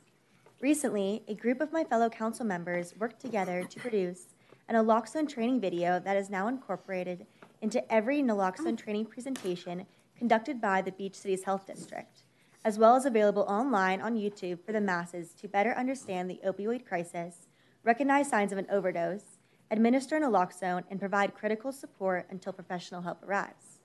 The coalition's efforts to address youth substance use and increase awareness around the dangers of illicitly manufactured fentanyl extends beyond this video. Beach City students are being provided critical information through school assemblies to make us smart and healthy choices around substance use. The same information being shared to students is being brought to parents during our parent night titled, "What I Wish My Parents Knew: Dangers of Youth Substance Use and Fentanyl." These events include a screening of the fentanyl documentary Come Back Home, followed by a panel discussion with young people from local recovery programs in the beach cities. All coalition parent education nights are open to any South Bay parent or caregiver, so we hope to see you at our upcoming one on Monday, October 1st at Manhattan Beach Middle School. Attendees will also have the option to take home an overdose prevention kit that contains the life-saving opioid overdose reversal medication, naloxone intranasal spray, and fentanyl test strips.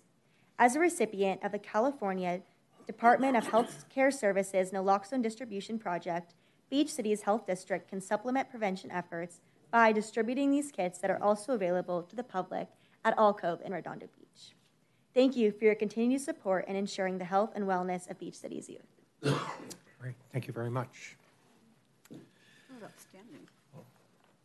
Okay, so we go back to item I, items removed from the consent calendar. And I have item number 4, and that would be Councilmember Napolitano. Thank you, Your Honor. Yes, this was discussed before by council. I registered my concerns at the time that, and just for the public's edification, this is consideration of the city's participation in the South Bay Cities Council of Governments Functional Zero Street Homelessness Commendation Program. So basically, it's, you know, if you get your homeless count down to functional zero, where folks are, if they do experience homelessness, it's on a limited basis within 90 days, and they are then, within that time, given services and housing, then, you know, the public entity gets to pat themselves on the back and they have a celebration. You know, well-intentioned, I understand what the COG is doing, but I also think it's just performative. And I really think that not a dollar or a dime should go to any commendation, celebration, or anything else when it could otherwise go to addressing the real factors of homelessness. So, you know, the information that they want here gleaned, we can give them that information all day long. We can give them whatever information we're collecting, whatever data, we can pass that along. I don't want our staff to take it. I see de minimis. I doubt that, because this wouldn't be a program if it was de minimis. I'm familiar with the COG, as my colleague here, Councilmember Lesser, is our appointee to the COG. But again, I don't see this as having any value of substance. rather that all efforts, time and money go towards the actual addressing the issues of homelessness and getting people off the street, and not cities patting themselves on the back. Okay, Councilmember Lesser. I have a question for Mr. Gabriel, if I could. And that is, George, in the staff report, there was a particular reference of the value of this, and that's what I was focusing in on. And beyond just collaboration and minimal staff time, there was a reference to the insightful data the program could offer, perhaps looking at a larger regional data set for homelessness. And I'm wondering, can you elaborate on that to provide a little more information as to what the offsetting value may be to what Councilmember Napolitano is suggesting, with which I generally agree. If this is just performative, I'd rather our efforts as a city be focused on dealing with the problem. But to the extent that the data collected and the work with our regional cities can be helpful, I'd like to hear that better articulated. If I could. So I'm going to talk about on a general level. So first, George Gabriel, Assistant to the City Manager. I'll talk about it first at a general level in terms of the value data, and then I'm going to encourage our representative from the COG to come down here and talk about some of the particulars of it. But in essence, we're, obviously the main piece of data that we receive on an annual basis is the Los Angeles County homeless count. And that data, while it's somewhat valuable, it also comes with holes in it, and it doesn't give an ongoing piece of what occurs on a weekly, monthly, quarterly basis. And so to the extent possible, what the potential value of this data would be to more actively monitor what is going on. Do the staff already do that to some extent? Yes, we do. But trying to utilize that data and contextualize it with the region may be helpful. And if I can invite... Well, you say maybe. Maybe. In what way would it be helpful? Because while using the data, we'll know what is happening in Redondo Beach, but what does that have to do with what Manhattan Beach is doing with its own share beds, with its own housing navigator and outreach and everything else? Just contextualizing it in terms of what's occurring in the region. And if we didn't participate, we wouldn't have access to that data? Not as readily in the same data set. Not as readily available. If we requested it, I'm sure the COG would be partners and they would provide that data, but... as a public entity, I think they have to. Yeah. Okay. Mayor Pro Tem? Thank you, Mr. Mayor. And I truly appreciate Councilmember Napolitano's comments about let's not do something just to be performative. We see the image of the officials lined up, and I don't know if it's a ribbon cutting or whatever, and I so appreciate that that's not a reason to do something. But what I'm hearing from you is what it does. So if you think about our communities and the COG, the South Bay Council, or if you will, of governments, there aren't borders between our cities.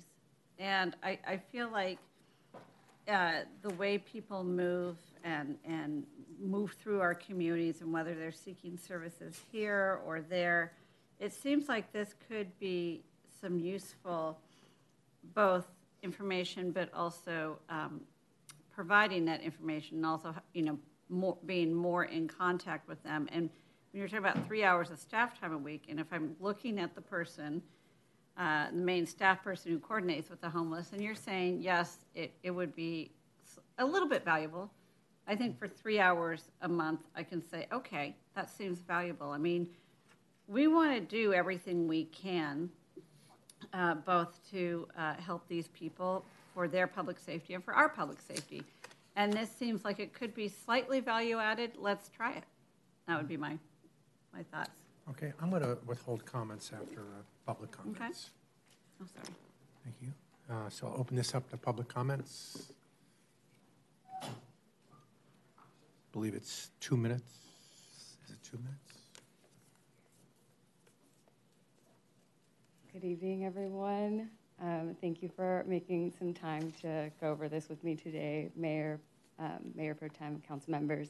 My name is ADJOURNED. I'm here on behalf of the South Bay City's Council of Government, and I hear your concerns. They're valid, and I, much like yourselves, also don't believe in performative like action or allyship or anything of this sort. And this isn't that, right? I understand in a community like this where much of your population of people experiencing homelessness is transient or is minimal, how this can feel that way, and it's not. I think it goes into contributing to that regional approach that we're really trying to emphasize in LA County, right? Doing our part. So just because Manhattan Beach has a minimal number or it's a transient community doesn't mean it doesn't impact its neighbors. And so this is basically you all being collaborative and also getting the appropriate services for the folks that you do have here. I heard earlier during public comment about the gentleman that's outside of a certain establishment, right? Like, right now you have Myra, she's amazing, she does fantastic work, street outreach, and yet she could be better supported, and we would provide that support. So it's not just us, you know, you all signing on to that and being like, run with it. It's us being there, guiding, supporting, and then taking that information in, and then making sure that we are providing the appropriate resources. Not everyone needs a shelter, like a pallet shelter. Not everyone needs reunification. Some people need support with substance use or mental health support. And so that data goes to show us where that need is and make sure that we have those appropriate resources for them. So not performative. We really are just trying to get everyone to like do our part and be collaborative in this challenge as we navigate it. Thank you. Question? Thank you. Oh. Question for the speaker? If the intent is not to be performative, can we get rid of the ceremony then? Yeah, you can if you don't want it. Well, no. Can the COG get rid of it? I'm not the one running the program. Do you understand what I mean then? If you're really not performative, yes, we don't need that. Just stick to business. I'm a boots on the ground type of person. I like to get in there in the weeds, do my job. If the city of Manhattan Beach doesn't do it, tell Jackie. Let me put in my chat right now. I can be like, listen, Manhattan Beach just wants to do the work. They don't need the pat on the back, and we can roll our sleeves up. The fact that anyone would want it. Okay. Thank you. Thank you. Thank you. More comments? Good evening, Rita Crabtree-Kumpa. Good evening, Mayor, Mayor Pro Tem, City Council members. I am definitely along the lines of let's not spend one penny on any celebrations or hoo-has or cookies from Becker's. While I support them every day, we don't need to take the money away from the work that we need to do. I also I support not having a celebration at the end. Let's just do our work and get it done. If Myra could be supported and George and their work sitting down and being able, we do want to do a regional approach. We do need that. We do need the resources that we know are available to be able to collaborate with other cities. I do think that's really, really important.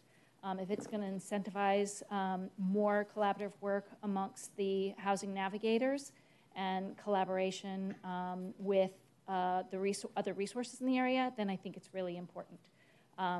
Just a note, I would also like to pitch that I'm not even sure that participating in the point-in-time count in January on a cold day when everybody runs inside is absolutely necessary. I think our resources could be better used by looking at our data from a day-to-day basis. We know exactly who's homeless. We know who's here in our town. And we know exactly what resources we've already offered and what the plan is. Let's just sit down for coffee for half an hour one day in January, and we can discuss it and be done with it. So thank you.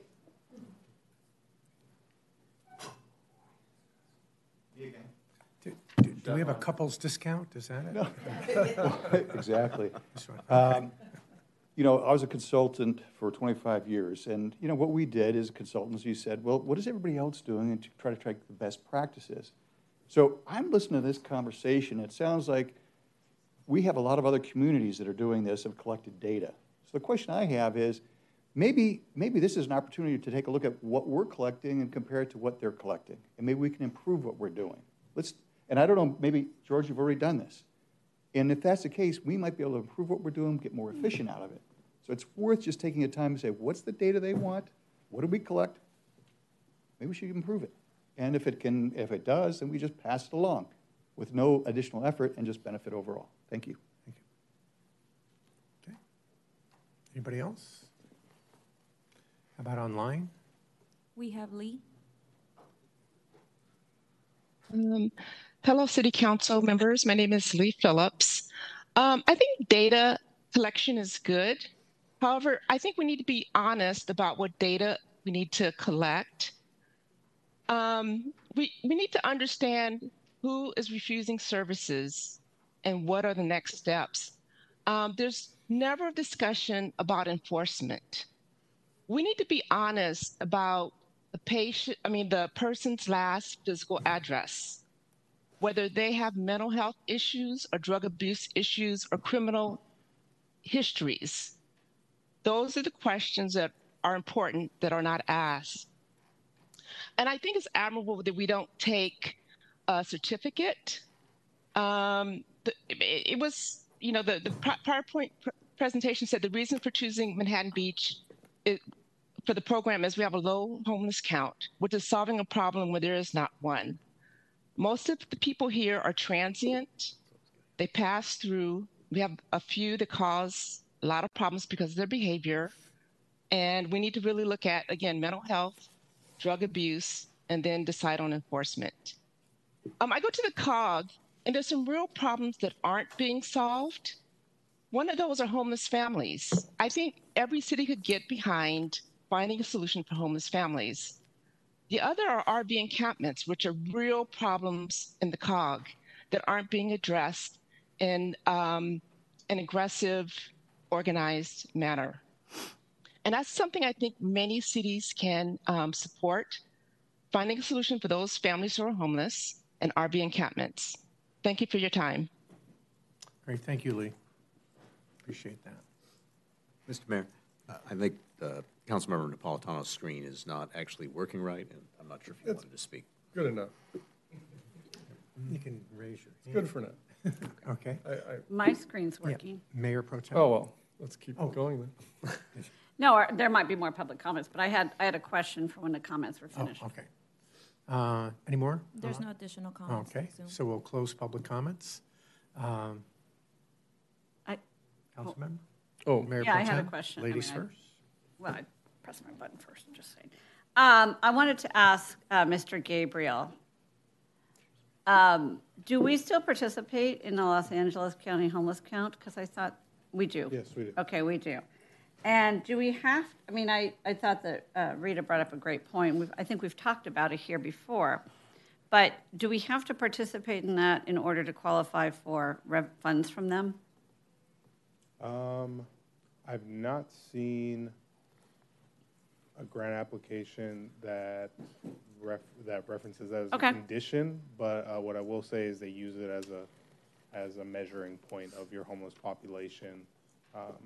So there's no decision, but I will say that what we offer in terms of the homeless count is strictly a space and obviously volunteers from the community. From my understanding, they're still going to HALASA would still do a count in Manhattan Beach. It's just, if directed by council to not participate in it, then we wouldn't direct our time and efforts to assisting with that. I'm not suggesting that. I was just curious because at one point I think we had either talked about it or you just brought up the point that it is just this moment in time and we have other information, so I appreciate that. I was thinking Councilmember ... I don't know what that means. Yeah, that's ...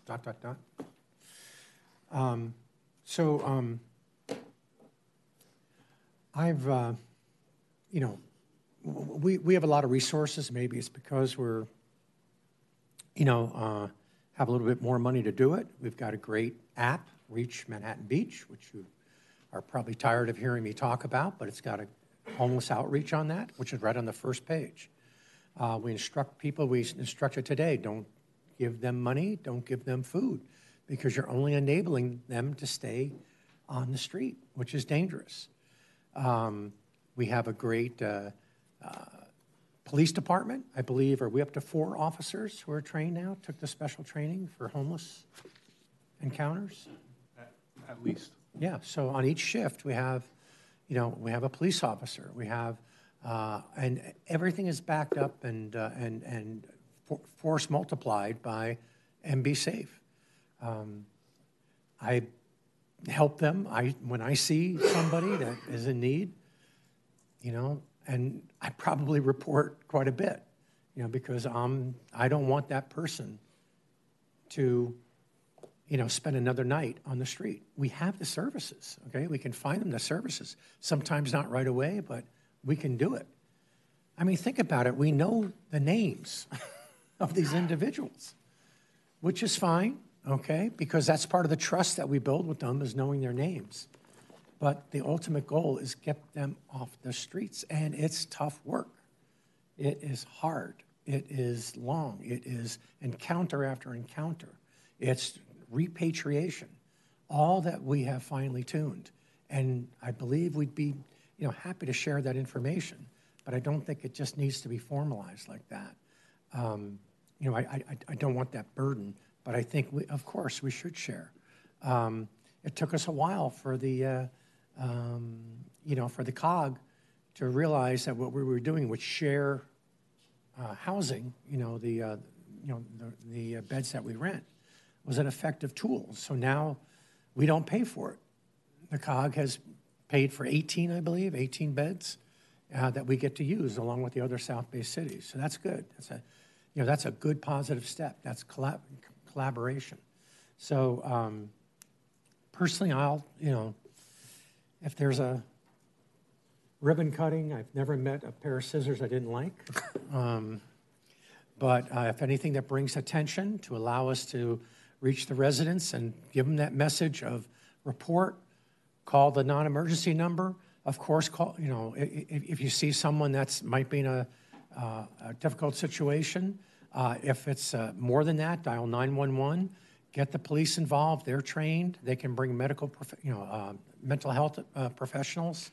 I believe, Rita just got an award as Angel on Earth, I think was the name of it. And she received that, and it's so well done. Yeah. She's hiding. She's hiding. That's fine. You can be embarrassed, but, it's well earned. And you remember that, Stefan, when, bring home dinner every now and then.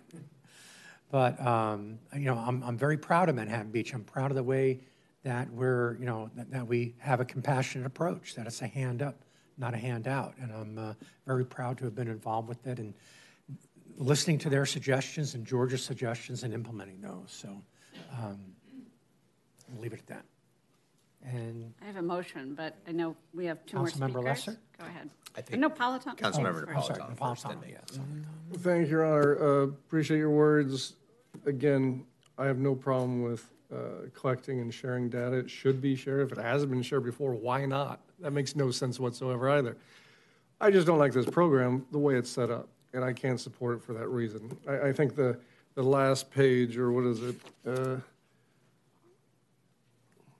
66 of 272 there says it all. It says, City of Manhattan Beach is a good candidate for this program with its low homeless count, homeless staff, neighborhood activism, and be safe, and access to regional resources as shared. So we're low-hanging fruit to claim victory. I don't want to be on the deck of the aircraft carrier saying, victory achieved when we haven't done it. And so I can't get there on this. I appreciate the intent, but, and I'm all for the sharing, not for the celebrating. We're a long way off from celebrating anything to do with addressing homelessness. Thank you, Ron. Councilmember Lesser. I appreciate Councilmember Napolitano looking at what this item is. It's called Accommodation Program, and raising rightful concerns about doing all of the ceremony as he just described, as opposed to doing the work itself. But when I hear from staff, as I think we all have, that there's value in collaborating as a region and pulling together this data with minimal staff time, I'm prepared to be in favor of it. I appreciate his concern about how the South Bay City's Council of Government, which I have the privilege of being the delegate to, can sometimes come up with too much ceremony and not enough allowing the work to speak for itself. But sometimes I think they need publicity so that people are even aware that they exist, let alone what they're doing. So I'm willing to give the benefit of the doubt on this program. And I've made a motion. And I've seconded. which is to approve the consideration of the city's participation in the South Bay City's Council of Governments Functional Zero Street Homelessness Commendation Program. And yeah. So we have a motion by Mayor Pro Tem Amy Howorth and seconded by Councilmember David Lesser. Mr. Mayor, just wanted to announce that at 8 o'clock, Councilmember Montgomery had to leave the meeting. Oh, no. Was it something we said? Too much So I'll do roll ceremony. call. Will he be participating in this vote? Or No. He's gone? No. Okay. He's already left the meeting. Okay. Oh, no. Councilmember Napolitano? No. Councilmember Lesser? Yes. Mayor Franklin? Yes. Mayor Pro Tem Howard? Yes. Motion passes 3-1-1. 3-1. Thank you, Mr. Okay. Mayor. Thank you, Councilmember Napolitano. Also now, item number 7. Mayor Pro Tem Howorth, you pulled that? Yeah, and I mean, as staff is making their way up. So at a meeting that was held over at the Police and Fire Community Room, as this room was being so lovingly remodeled, the designer had come down and we had looked at some of the signs, and we realized when we saw the real-life model that they were on sort of a material that was printed to look like driftwood, and Councilmember Napolitano said, that's not good. I mean, we agreed with you. I was giving you credit. Oh, for once, all right. For once, yeah, okay. So we said, oh, we want them to be done in white. But I'm told, I mean, this report is, saying, well, they were about to be in production. So I wanted to pull this to see if we could, in fact, make them be white, because this report was based on an earlier council decision. I thought we said it that night, though. Am I wrong about that? Yeah, good evening. Katie Daugherty, I'm city engineer. The decision was made for the master plan to include, we were instructed to come back with options. And these were related to changing the master plan. The phase 1 construction contract was approved some meetings prior to that, and it did include the driftwood background. So we were going off of that direction based on the authority to award or to advertise that project with the including the driftwood background. Can we still kill that? It is possible to change it to white if we want to at this right point. Now. But this is the time, yeah. And that's why I pulled this, because I want to be sure. Second. Well, we have to do public comment, but you're welcome for this gift. Someone was paying attention. Okay. So, yeah, that's why we're doing this. Okay. So, thank you. Any more questions? Okay, let's move on to public comment. Any public comments? We've got some thumbs up. I mean, how do you record that? We don't usually get that. Do we get the emoji in the minutes? Usually they hold up another finger. Yeah, okay. All right, I make a motion. Seeing no public comments in the chambers, how about online? There's no request in Zoom. Okay, public comments are closed. We have a motion made by Mayor Pro Tem Howorth and seconded by Councilmember Steve Napolitano. And for the record, to be sure that we instead of the driftwood pattern and color, we are changing that to white. Forever after to white. Will that be reflected? Okay. Thank you.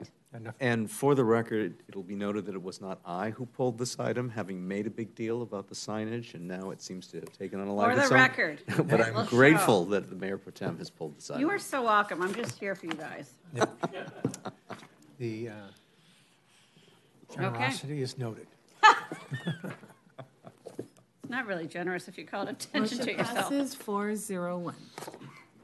Great. Okay, so we've done the shifting of everything, and now we're back on track when we move backwards to item number 9. 9, I think, right? Yeah. 7, 8, 9, the Lot 3 parking structure local emergency update. Public Works Director Lee, who's not there. He is absent today. Jeff Fialkis, Principal Civil Engineer, here to provide an update on the Lot 3 parking structure emergency demolition and replacement. And I'm joined with City Traffic Engineer Eric Zandvliet, who will be providing a portion of the presentation as well. Excellent. So back in June of this year, city staff closed the upper level of the Lot 3 parking structure after observations of significant corrosion of steel members supporting the uppermost level of the structure. And then in July, the structure was fully closed to the public at the recommendation of a structural engineer that was performing an inspection on behalf of the city. And then at the September 3rd City Council meeting, City Council declared a local emergency. And as part of that local emergency that was declared, that involved direction for staff to undertake a full demolition of the structure, construct an interim parking lot to restore some portion of the parking spaces that would be lost through the demolition, explore and propose temporary relocation locations for the farmers market that occurs every Tuesday. And also, they directed staff to identify additional spaces within walking distance of downtown that could be created within our streetscape. And lastly, staff was directed to explore shuttle service options for special events. Regarding the demolition, I apologize, there's some formatting errors taking place on the table here on the screen, but the city staff contacted 8 demolition contractors and received 6 bids for the demolition of the structure. There is quite a bit of variability in the bids received. It's a little bit hard to see here in this table, but the low bid is at $190,000 and the highest bid at $1.85 million. Again, there are 6 bids. That is more variability than we typically see. Staff did fully vet the low bidder, which is American Wrecking.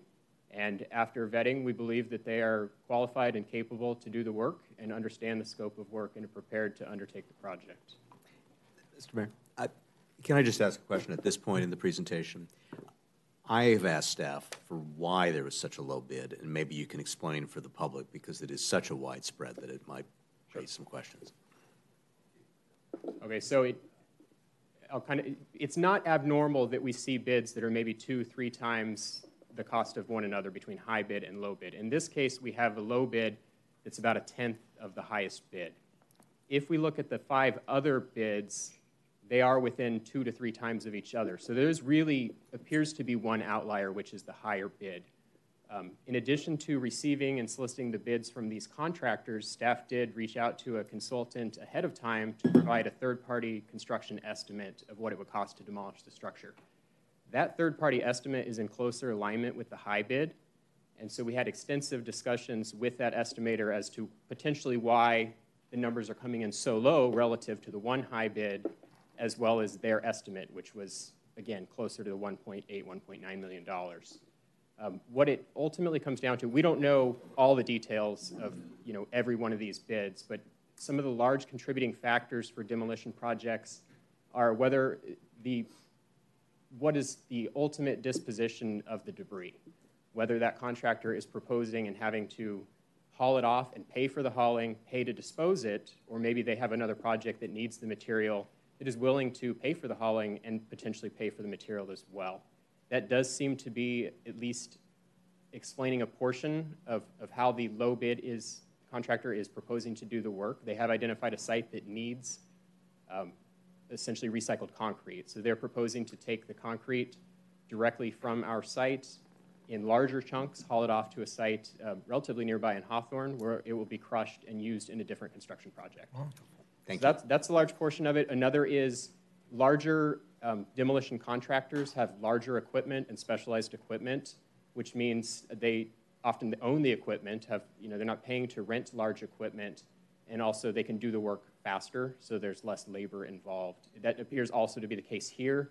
American Wrecking has made reference to robotic equipment that will be up in the upper level and large excavators that will both break apart with claws on the excavator using shears, tear apart the steel. Some parts of the steel will be taken apart by welding. So those factors play into it quite a bit. Perfect. Thank you. So currently, staff has, I'll go back to the slide one more time. We are in the process of executing a contract with the low bidder, and that contract will include 40 working days for the demolition work, as well as a 6 a.m. start time for the contractor. And we are proposing to allow the contractor to work on Columbus Day as well as Veterans Day, which are both likely to take place during the demolition phase. There is a potential that Thanksgiving would also be incorporated into the demolition timeframe. Wow. If the contractor does not finish before the 40 days, it will take place within that timeframe. They are indicating they believe they can finish early. But if Thanksgiving is incorporated within the demolition phase, we are proposing that the contractor not work on Thanksgiving or the day after. So in addition to soliciting the bid proposals, Public Works has also installed perimeter fencing around the structure, modified center place to accommodate loading operations and trash collection. We installed temporary shoring. You can see a photo of an example of that here in this picture on the screen. 16 columns in total received shoring similar to this. We hired a consultant to collect samples and test for lead and asbestos throughout the structure. We disconnected utilities, solicited proposals for a resident engineer, and then we still have a couple items we're working on here, which is topographical survey, which is scheduled for next week. As I mentioned, the demolition contract is underway, and after we receive the results from the topographical survey, staff intends to prepare the design for the interim parking lot in-house for the sake of time to expedite having design plans that we can then construct after the demolition. So I will now hand it off to traffic engineer Eric Zandvliet. Thank you, Jeff. Good evening again, Mayor and members of the City Council. Let's move on to the next slide. Let's take a closer look at some of our alternative parking locations and options here. You directed us on September 3rd to look at all available extra street parking that we could sandwich into our downtown area within walking distance, and we found 90 additional parking spaces that we could implement. This goes a long way towards replacing the lost parking spaces, the 145 parking spaces in Lot 3. All of these spaces have some kind of compromise, or they're not ideal. Otherwise, we would have put them in already. Sometimes it's a little bit of you might have to back out into a lane of traffic, or we're making the spaces a little bit smaller. And in the couple of cases here, we're asking for the City Council direction with regard to removing either a bike lane or a lane of traffic in order to accommodate more parking. 58 parking spaces we are moving forward with right now. We've administratively, they do not require any reconfiguration of streets or lanes. And we have already installed 13 parking spaces in Lot 1 and Lot 7. And so that's, and that was put in on Friday. Just a question, 90 spaces, and then what are we going to get out of the surface lot? Another 75 or so parking spaces. So that will actually net out more parking spaces than we had in Lot 3. Good. Thank Unless we pull some back. Unless, yeah, there will be some accommodation, maybe for instance, along Valley Drive, the diagonal parking, we would probably require a couple of ADA parking spaces. And so that might reduce that amount on that particular stretch. I've already got 3 more parking spaces in mind to replace those. Ooh, he's on the hunt. On the hunt. Okay. Yes. Could I go back and ask a question? I kind of want to break this up because there's a lot to unpack. But 40 days to demolish. Okay. If it were my grandkids, they could do it in 10. But 40 days. So you talked about Thanksgiving and all that. Then all the debris is gone, and how about the resurfacing and the 80 at the 75 additional? What would the schedule look like for that? I'm sorry, the 75 additional parking spaces? Yeah. So we're going to put asphalt down, right? And then... Yes. So as I mentioned, we're planning to prepare the design for that lot in-house. So after we receive the results of the survey, which is being contracted right now and that work performed this week and next, so in the next couple of weeks, we'll have the survey data, at which time we'll prepare the design for that. Best case scenario, we have those design plans ready to go and to start construction on that lot towards the end of the demolition. So 40 days of demolition based on the anticipated start date in about 2 weeks, because we just filed the notice with the state today. That would put us at about mid-December for the completion of the demolition. Again, they're indicating they may be able to finish sooner, but as of right now, they'll be contracted. Okay, so mid-December, and then how about, again, when are we going to put in the asphalt and if the design Manhattan plans project, are emergency. ready and ready to construct, that construction would likely take probably about 4 weeks. Really? Okay. So by January sometime in Probably January? looking, January might be a little bit aggressive, but maybe January, February. With the holidays. Okay. Great. But the demo would be done, yeah. Yeah, the demo's done, but, you know, the important thing is getting those 75 spots. Yeah. Sure. Sure. Great, Right now, we're in a lower season as far as parking demand is concerned. We're out of the summertime now, so we do have available parking in all of our parking lots except for Lot M at this time. A Lot M does fill up during the day, as it always does. Just remind people, parking lot M is... Oh, parking lot M is the Metlocks parking structure underneath the Metlocks Plaza. Thank you. And I can go over individual locations for the street parking if you like. We're also investigating the possibility for valet parking in any of our parking lots. We did have to discount a couple of parking lots because they're either not structurally able to handle the additional load of the additional parking spaces, or there's fire suppression concerns about that. So Lot 2, the upper lot of the parking structure, Lot 8, and which is on the Veterans Parkway, and then the lower level of Metlocks, which unfortunately would have been great to have 95 extra parking spots using valet, but due to fire suppression concerns and our coastal development agreement, we're not allowed to operate that way, over the parking lot. So with the other locations that are left, we have the ability to valet park 13th Street, where we would park behind the diagonal parking spaces that are already on 13th Street. And Lot 1, which would afford us 13 additional spaces. Lot 6, 7 additional spaces. Lot 7, 14 spaces, or the upper pier lots combined, north and south at 30 spaces. Really, it doesn't make any financial sense to do valet parking for anything less than 10 parking spaces, first of all. Secondly, in our parking lots, we would not be able to charge more than what is the parking meter rate for that valet. So if you're parked the valet for 2 hours, you'd be charged $4 for that because we have a $2 per hour rate. You have to go back to the Coastal Commission, you have to have a coastal development permit to increase the parking meter costs. And for the user, that parking rate doesn't, if you were to valet in that lot, it doesn't afford you any extra special privileges. You don't get your car delivered to you or anything like that. You just drop off your car and you have to leave your keys for that.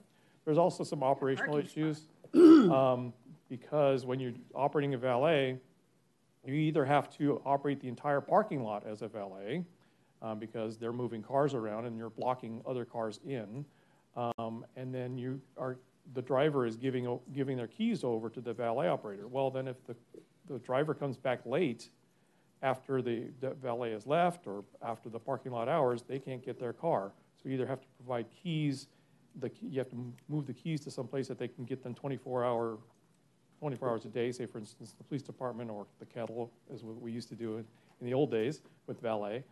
Or you have to close a lot off and tell them you can't get it until the next day.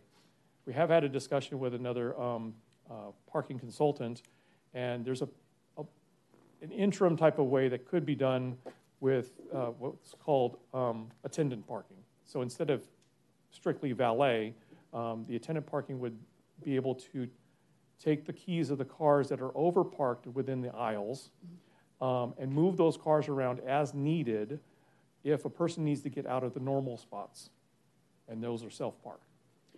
At the end of the day, if there's any cars that are still left in the attendant parking, they would park them in the normal parking spot, and then you still have the matter about the keys, where for the driver to come back and claim their keys. So valet parking is not an optimal option.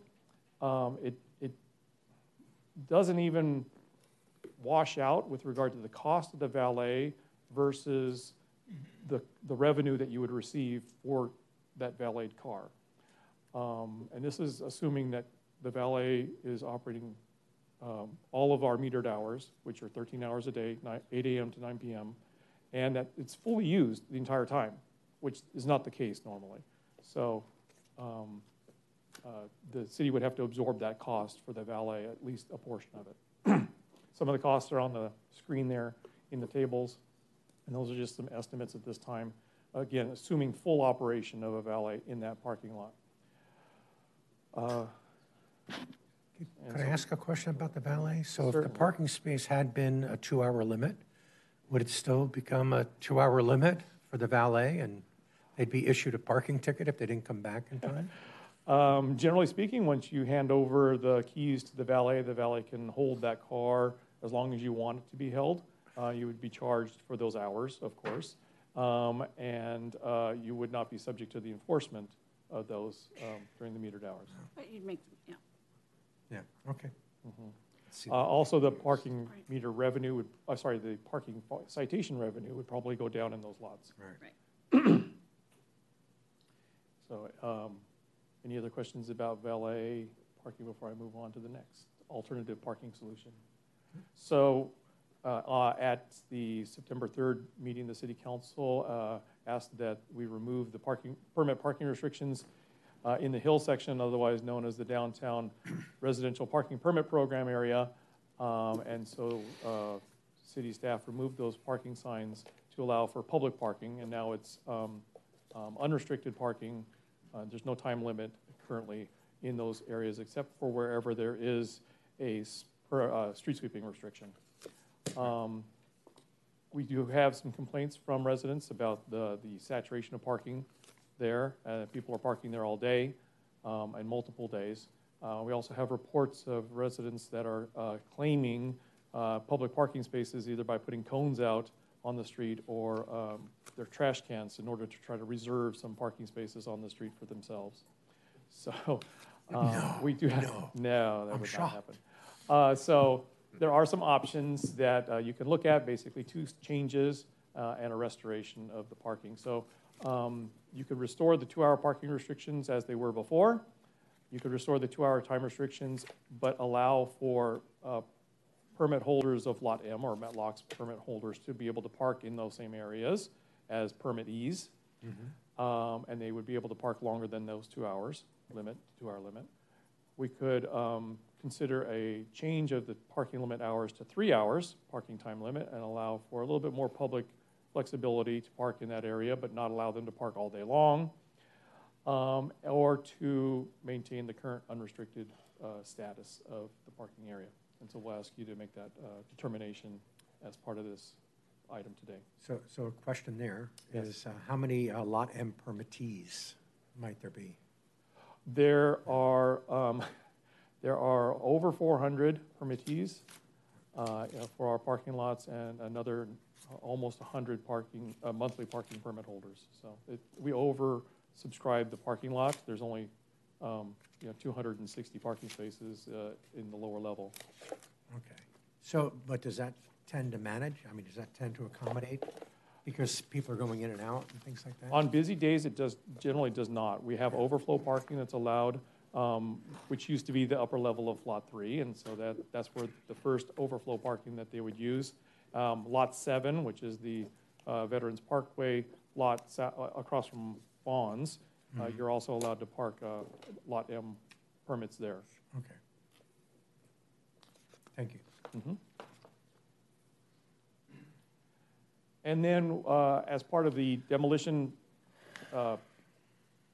effort, there will be a lot of hauling of the materials out of the downtown area, and we were looking at what the preferred haul route would be to minimize impact to the downtown. And so the haul route would generally be westbound on Manhattan Beach Boulevard into the downtown area. That's our main road into the downtown, making a right turn onto Morningside, going onto the lot site or adjacent to it, and picking up the debris, and then going out Morningside Drive and turning right onto 13th Street and back out onto Manhattan Beach Boulevard via Valley Drive. That means that on Tuesdays, either the contractor doesn't do deliveries or hauling, or we move the farmer's market on Tuesdays. And so we were directed to take a look at alternative locations for the farmer's market. We have found 2 viable locations that are on the screen in front of you that could accommodate the number of booth spaces for the farmer's market and also provide for their support vehicles that are usually behind those booths. One is Manhattan Avenue between 9th Street and 11th Street. This would occupy about 50 parking spaces. And we have closed off this area for a variety of reasons for special events, so it's not unusual that this area is closed off. We do this for the car show. We also do this for the open house and the fireworks as well. This would be every Tuesday, and we would close it off in a similar manner. We would still allow for local traffic to use 11th Street from Manhattan Beach Boulevard, as you see there. And I'll explain the second item first and then compare. The second location is the upper level of the Civic Center parking lot, basically the surface lot between the City Hall and Police Fire Building. This has about 59 parking spaces that would be used for the farmer's market. By way of reference, the farmer's market uses 37 spaces currently. This area could accommodate the booth spaces and the vehicles. The Downtown Business and Professional Association is also asking that the booths be allowed onto the plaza area, the Civic Center plaza area, because of the number of booths that they have. This would maintain at least 2 handicap parking spaces for the police, fire, and City Hall, open to the public, as well as 5 additional parking spaces for visitors. There would be a short loading zone that's in front of the City Hall main entrance for deliveries, FedEx, those kinds of things, as well as our Brinks truck that comes in for the meter money. One of the requirements for a farmer's market is that there be bathroom facilities for that market and for the employees of that market. In the Civic Center, that can be provided for with our public bathrooms in the City Hall or the police department. Or library. But on the area of Manhattan Avenue, there are no public restrooms that are available. You'd either have to make some other existing private bathrooms made open to the public, or provide for portable restrooms on Tuesdays for that reason. You have to be within about 200 feet of the farmer's market for that to qualify for health and safety.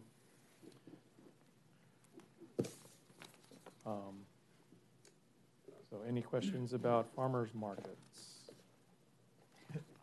I have several. Yeah, go ahead. Okay. First, with the farmers market, you and I have had an exchange regarding the handicap spaces that are dedicated for the library, and you indicated that there would be replacement spaces. Are those 2 spaces shown on the diagram the ones that would be acceptable for purposes of whatever our commitment is or requirement is for handicap spaces for our county library?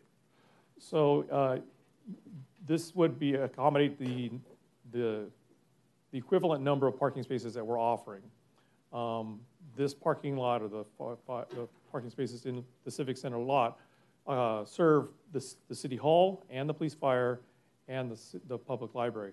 The public library itself does not have any parking on its own that it has control over.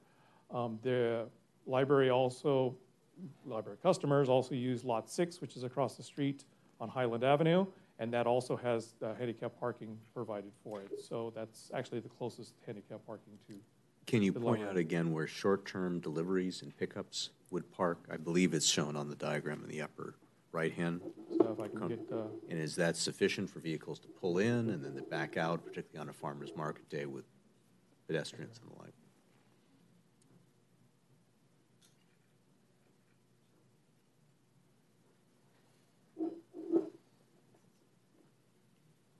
Thank you. I've got a little pointer here. If you're looking at the back screen, and it's not showing up because it's too light. Okay. It's I'll new have to describe it. technology. So, White laser? the crosshatched area on the left-hand side of the image has a truck with a red cab on it. That's the loading area that would be used for deliveries for City Hall. If you're delivering to the library, then that's on Highland Avenue, and that we already have a loading zone for that. We can expand that area and also make it available to the City Hall for deliveries there. Final question on the farmers market relocation, proposed relocation to the City Hall. I wanted to confirm, would the restroom in the police fire facility be sufficient, or would there need to be supplemental restrooms on farmers market days, which are Tuesdays? I don't have that exact answer. It needs to have at least one bathroom for every 15 employees. I don't know what they term employees, and I don't know what they consider the number of bathrooms or bathroom stalls, right? So. And is that something, sorry, follow-up question, would that be something that the city would pay for, or perhaps the Downtown Business and Professions Association, which sponsors and manages the market? So with regard to the Manhattan Avenue portable restrooms and the payment for that, that's undecided at this time. Okay. Thank you, Mr. Mayor. I have other questions related to the traffic patterns, but I presume you wanted to focus on the farmers market. Yeah, Mayor Pro Tem? Well, just following up on Councilmember Lesser's questions, but they would also be able to access the bathrooms at City Hall. That's correct. So you would have the police and fire bathrooms, and you'd have the ones upstairs, one downstairs here at City Hall. The public, which are open anyway. Mm-hmm. Okay. That would be more than sufficient. Okay, and so what are the hours on the Tuesday? Because don't you have winter hours? No, it's all the same? All the same hours. Was it at one time different? Oh, okay. So, but is it for setup and then takedown? So there's setup time, and then there's takedown time. 9 a.m. to 4 p.m. is the farmers market hours. Okay. And then you have setup before that. All right. So. Oh, that includes setup. Yeah, thank you. Right. Yeah. 9 to 4. Right. Those are is the actual spending. Okay. And so in terms of time, is this only necessary during the demo, or is it also going to be necessary during the construction? So initially speaking, the demolition process will need to have the farmers market moved on Tuesdays. Once that's done, then we can allow the farmers market to go back into its original space. Once construction starts on the building, the parking structure itself, the new parking structure, then it will likely have a period where it will also be closed for some construction purposes, not all the time. We don't know what that amount of time is. During the construction of the surface lot, we probably will not have to close it on Tuesdays. Okay, so 40 days of demolition, all the materials are out, right? So then can it go back? Yes, then it can go back. Construction so 6 or 7 times that the farmers market needs to, 6 or 7 Tuesdays. Oh, okay, 6 or 7 Tuesdays. Okay, great. All right. Any other questions? No? Okay. So that's it, right? And we're moving on. That's the staff recommendations, and I'd happy to answer any other questions that you might have or move on.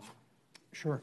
Councilmember Lester? So I've had an exchange with you with regard to some of the proposed supplemental parking locations, and I wanted to go through them because I wasn't quite sure of your responses, particular with option 2 and option 3, which have to do with adding spaces on Morningside Drive, right by Metluck's Plaza to the east, and maybe you even can show. Yeah, we can bring up a graphic of that.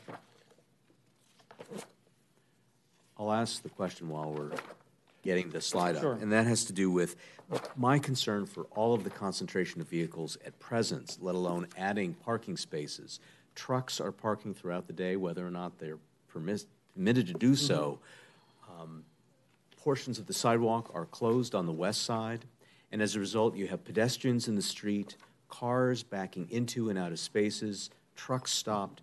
To add parking, I mean, staff has done exactly what the council asked, to look at all possible parking spaces, but I'm wondering if this is a really wise decision to put more concentration and intensification on Morningside Drive when already it is pretty clustered add to that demolition and all of their trucks and their vehicles?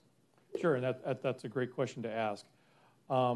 As I mentioned, there's always a compromise with these parking spaces. And so by changing the parallel parking spaces to diagonal parking spaces, you would remove the bicycle lane, but it also means that you have only one travel lane, which is right now, currently, the loading zone for the restaurants along the north side of Manhattan Beach Boulevard. Sorry, the north side of Manhattan Beach Boulevard. What we would likely do is we would have a part-time loading zone in those diagonal parking spaces in the mornings. And so that we can have loading operation done along Morningside, and then the users will get to know that and come and deliver in the mornings. And then have, when the parking demand goes up at 11 or 12 o'clock in the afternoon, then we would revert back to a diagonal parking arrangement. What's the remedy when delivery trucks inevitably stop anyway, notwithstanding the fact that they're not allowed in traffic can back up, which I've experienced several times now, at the current configuration? Sure, the police department's only a short walk away. Okay. With regard to option 5, the removal of a lane of traffic on southbound Valley towards Manhattan Beach Boulevard, I just wanted to make sure where it's two-way north of 13th Street, it would turn to one direction as it to the south, but the lane would have to pivot. Those in vehicles would have to pivot from the right lane over to the left, correct? Is that not? Sure, there's a shift that goes on to move over. We haven't shown all the details of the striping that would go along with that. I'm worried about the backup that might occur with just one lane of traffic, even with a common weekday rush hour traffic. Right, so if you'll notice, the street, Valley Drive, widens up as you get close to Manhattan Beach Boulevard in the southbound direction. So you will have 2 lanes of traffic through the intersection of Manhattan Beach Boulevard, and you'll have also the left turn pocket. So that accommodates the volume of traffic that's needed. The section to the north is no different than the section between 13th and 15th, where there only is 1 lane. So there's 1 lane coming into this area. And so we're extending that another 200 feet. That's all. Okay, let me leave it at that for now. Thank you. Okay. Any other questions? So what is the net gain if we were to say yes to all this? So the net gain with the parking spaces that we've already got in place and the ones that you would approve today is 90 new parking spaces. 90. Okay. And there was some question, like there was a 58 number, right? There's 58 that are okay. Sure, 58 are already okay. And you need sort of our help on the other 32. Okay. And those are the 5 locations that we mentioned in the report. Okay. All right. Any more questions? Anybody? Thank you. Okay, let's open it up for public comment. Please, here in the chambers.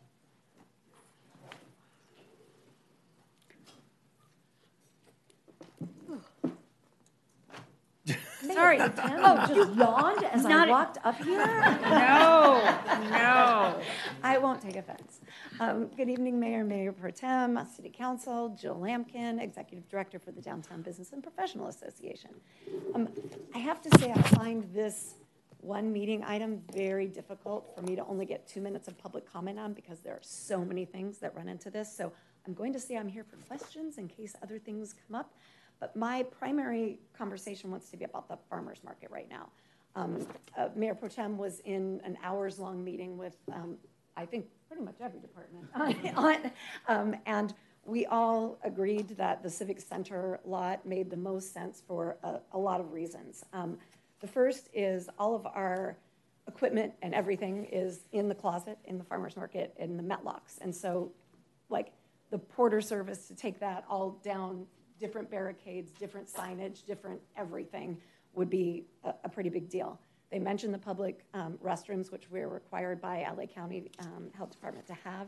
The other issue is the 3-compartment sinks that we have to have within a certain number of feet of different vendors. And it took Cynthia, our market manager, about 6 hours to figure out exactly where everybody could go in the Civic Center lot and on the plaza and still make it work with the number of three compartment sinks that we have. There's no way with the singular line down Manhattan Avenue that we can make that work. So no public restrooms, and we can't make the 3-compartment sink issue work. All the trash is centralized at Metlocks. Our dumpsters are at Metlocks, so we pay for.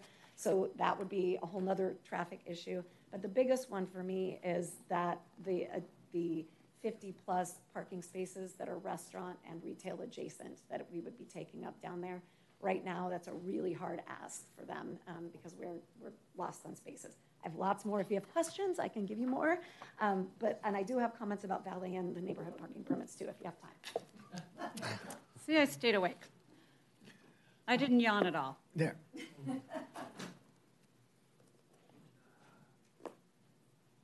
Stefan Campo once again. I would just like someone, maybe Eric, you could just highlight the urgency of making this decision based on when we start the demo and the lead times to actually get things in place so that we know our priorities and how fast we have to make this decision. Great, thank you.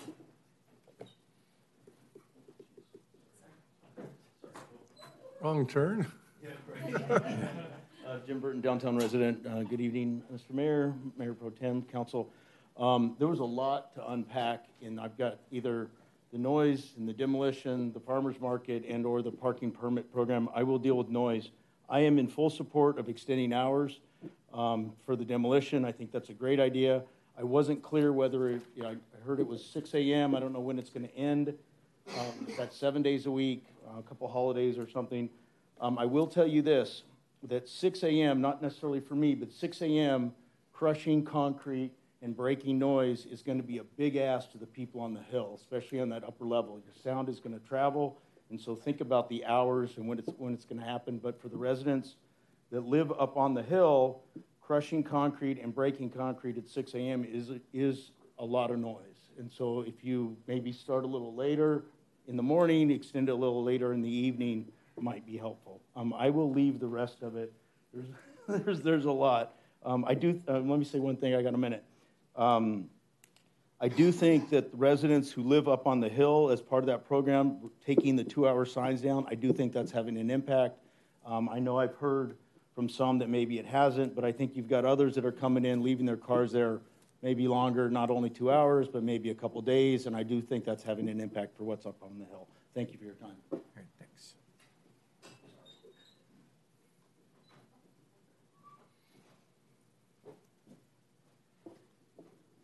Good evening, Honorable Mayor, members of the City Council.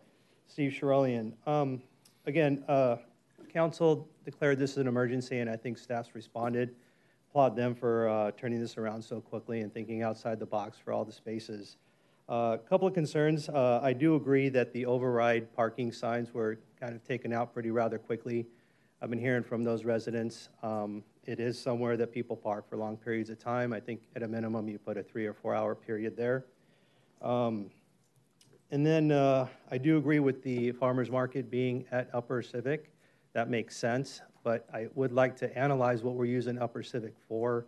Not too many people come into City Hall anymore. There's 54 spaces up there, and the library parking for the employees, we give them library parking at the Upper Metlocks, permits for that location as well.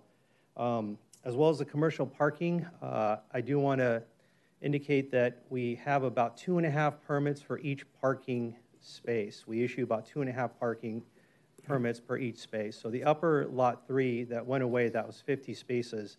That's kind of exasperating the Upper Metlocks, which is prime parking. It's supposed to be mainly on lower Metlocks. So what's important is to make sure that we do look at those permits and the override program for the commercial parking, because it is exasperating into the neighborhoods. And then one last thing is Lot 8. Have we done everything we can to take a look at Lot 8? I know we've always talked about potentially metering that. We couldn't because of the coastal zone.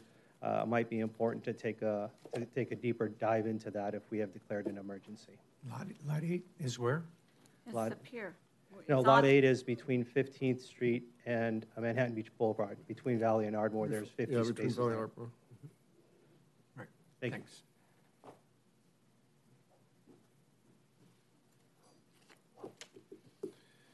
Any more comments?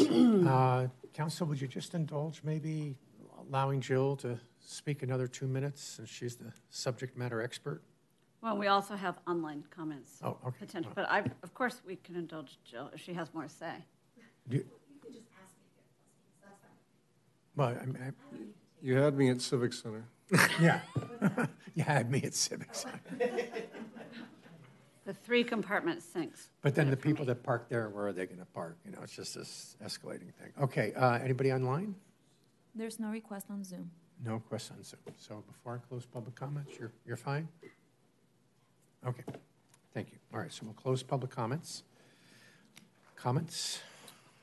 Can we bring back the screen of the things that were being asked for us to? Yeah, I was gonna. I made a press my button to speak, Mr. Mayor. I was gonna say we should bifurcate. We should divide this up. Mm-hmm.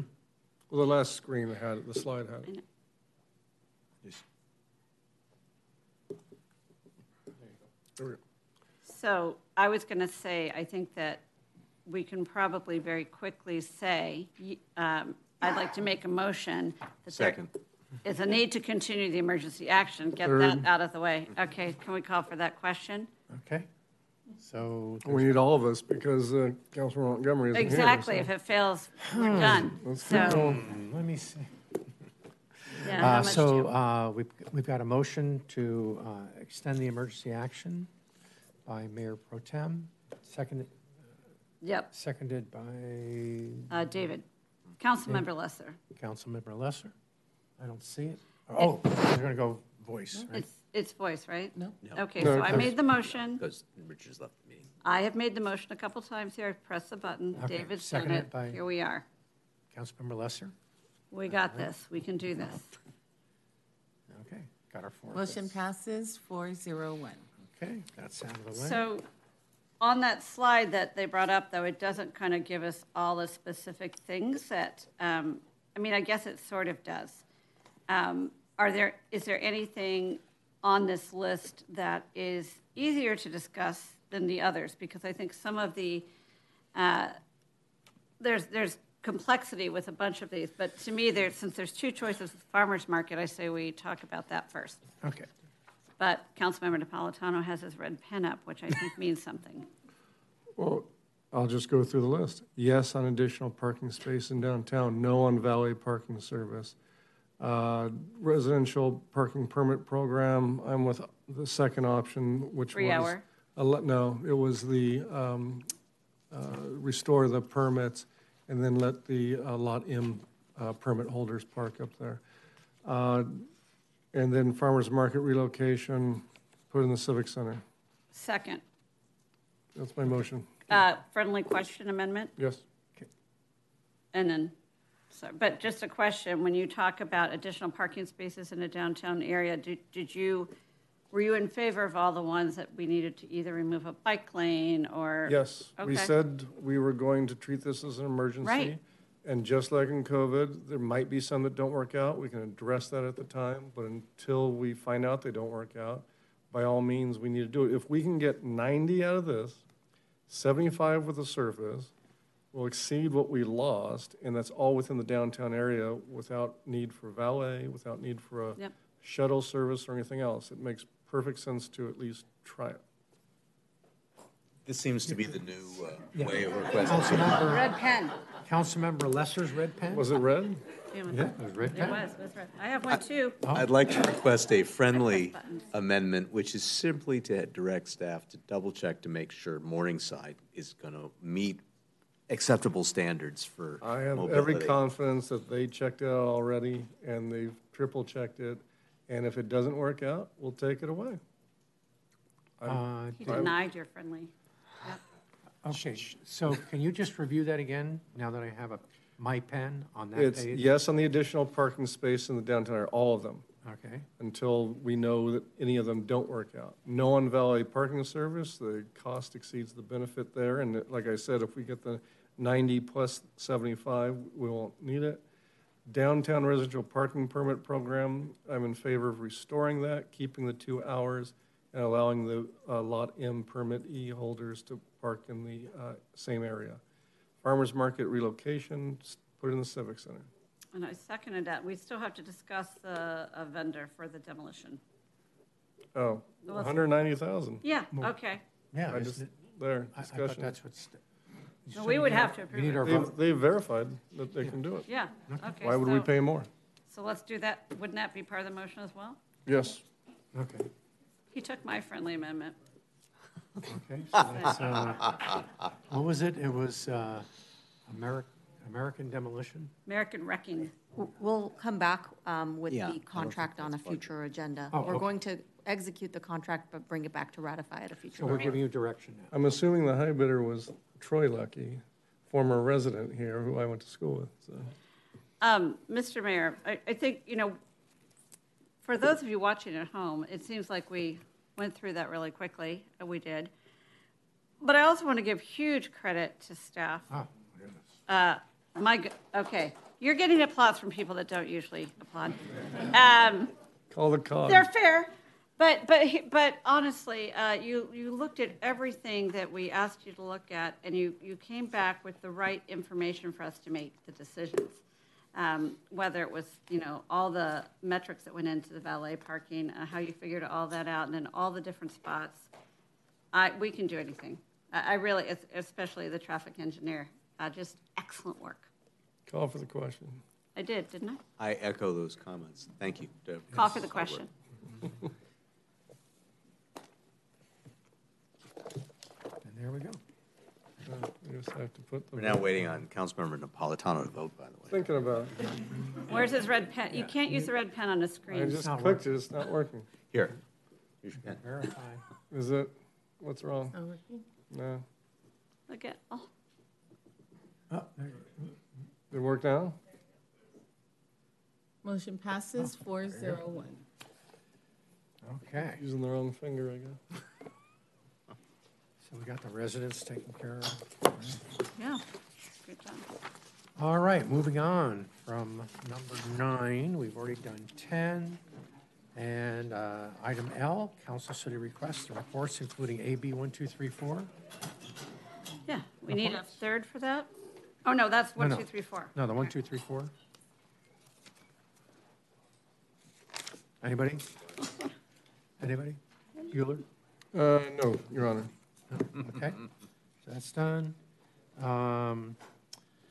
Item number 12, consider a request by Mayor Franklin and Mayor Pro Tem Howorth to discuss changing the start time of the street closures for the holiday fireworks event. We need a second on that? Or We need a third. Third. I'll be your third. Okay, great. Thank you. I'm your Huckleberry. Any future agenda items? Yes, Your Honor. I'd like to see if we can put together an ordinance that requires that any time a cable company installs a new cable service to a residence, that they have to remove the wires that were there for an old cable service. Okay. I'll second that. That's a mess, yeah.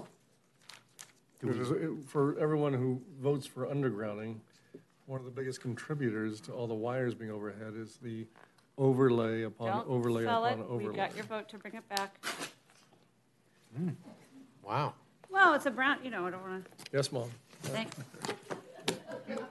Just another couple of weeks. Another couple of weeks. City manager report, She can item gavel N. me off next meeting.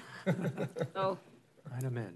Nothing to report this evening, thank you. Okay, city attorney Nothing report. tonight. Item O, nothing tonight. Informational items, none. Agenda 4, and I think that leaves. So we got the minutes. Are we all set? Do we have to discuss any of this? Item 14 or 15? They're just there for information. Correct, informational only. I don't know what the closed session means. When we have informational, though, can we put in what the restaurant is, for instance, or in the staff report. things like that? For Just so 15? people know. Well, it goes back to it's coming back, forget it. I asked that it be brought back regarding possible appeal items.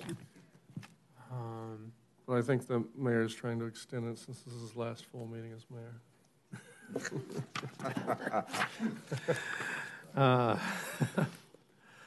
We're going to, well, do I announce the close, what we're going to adjourn to, and then we need to adjourn in the memory? That's correct.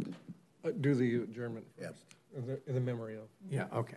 And So it's we're going to adjourn the 7th. to the memory of Michael Johnson.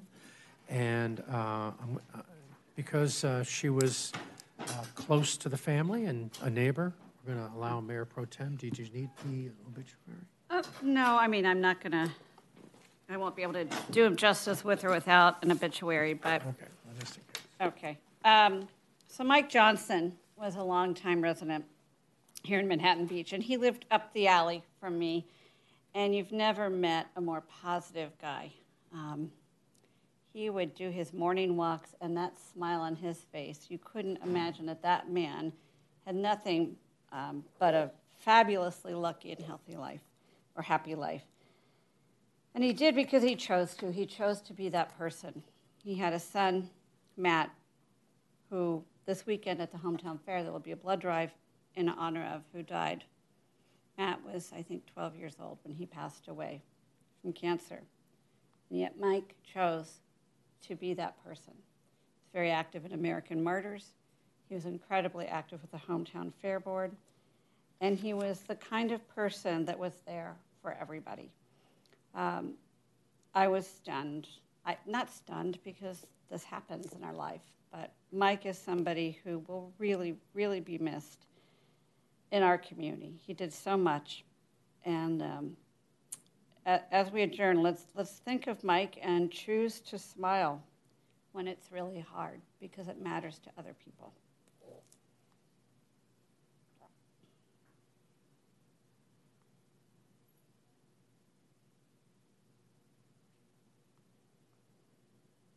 Thank you, Mayor Pro Tem. And please consider participating in the Matt Johnson Memorial Blood Drive this weekend. Right.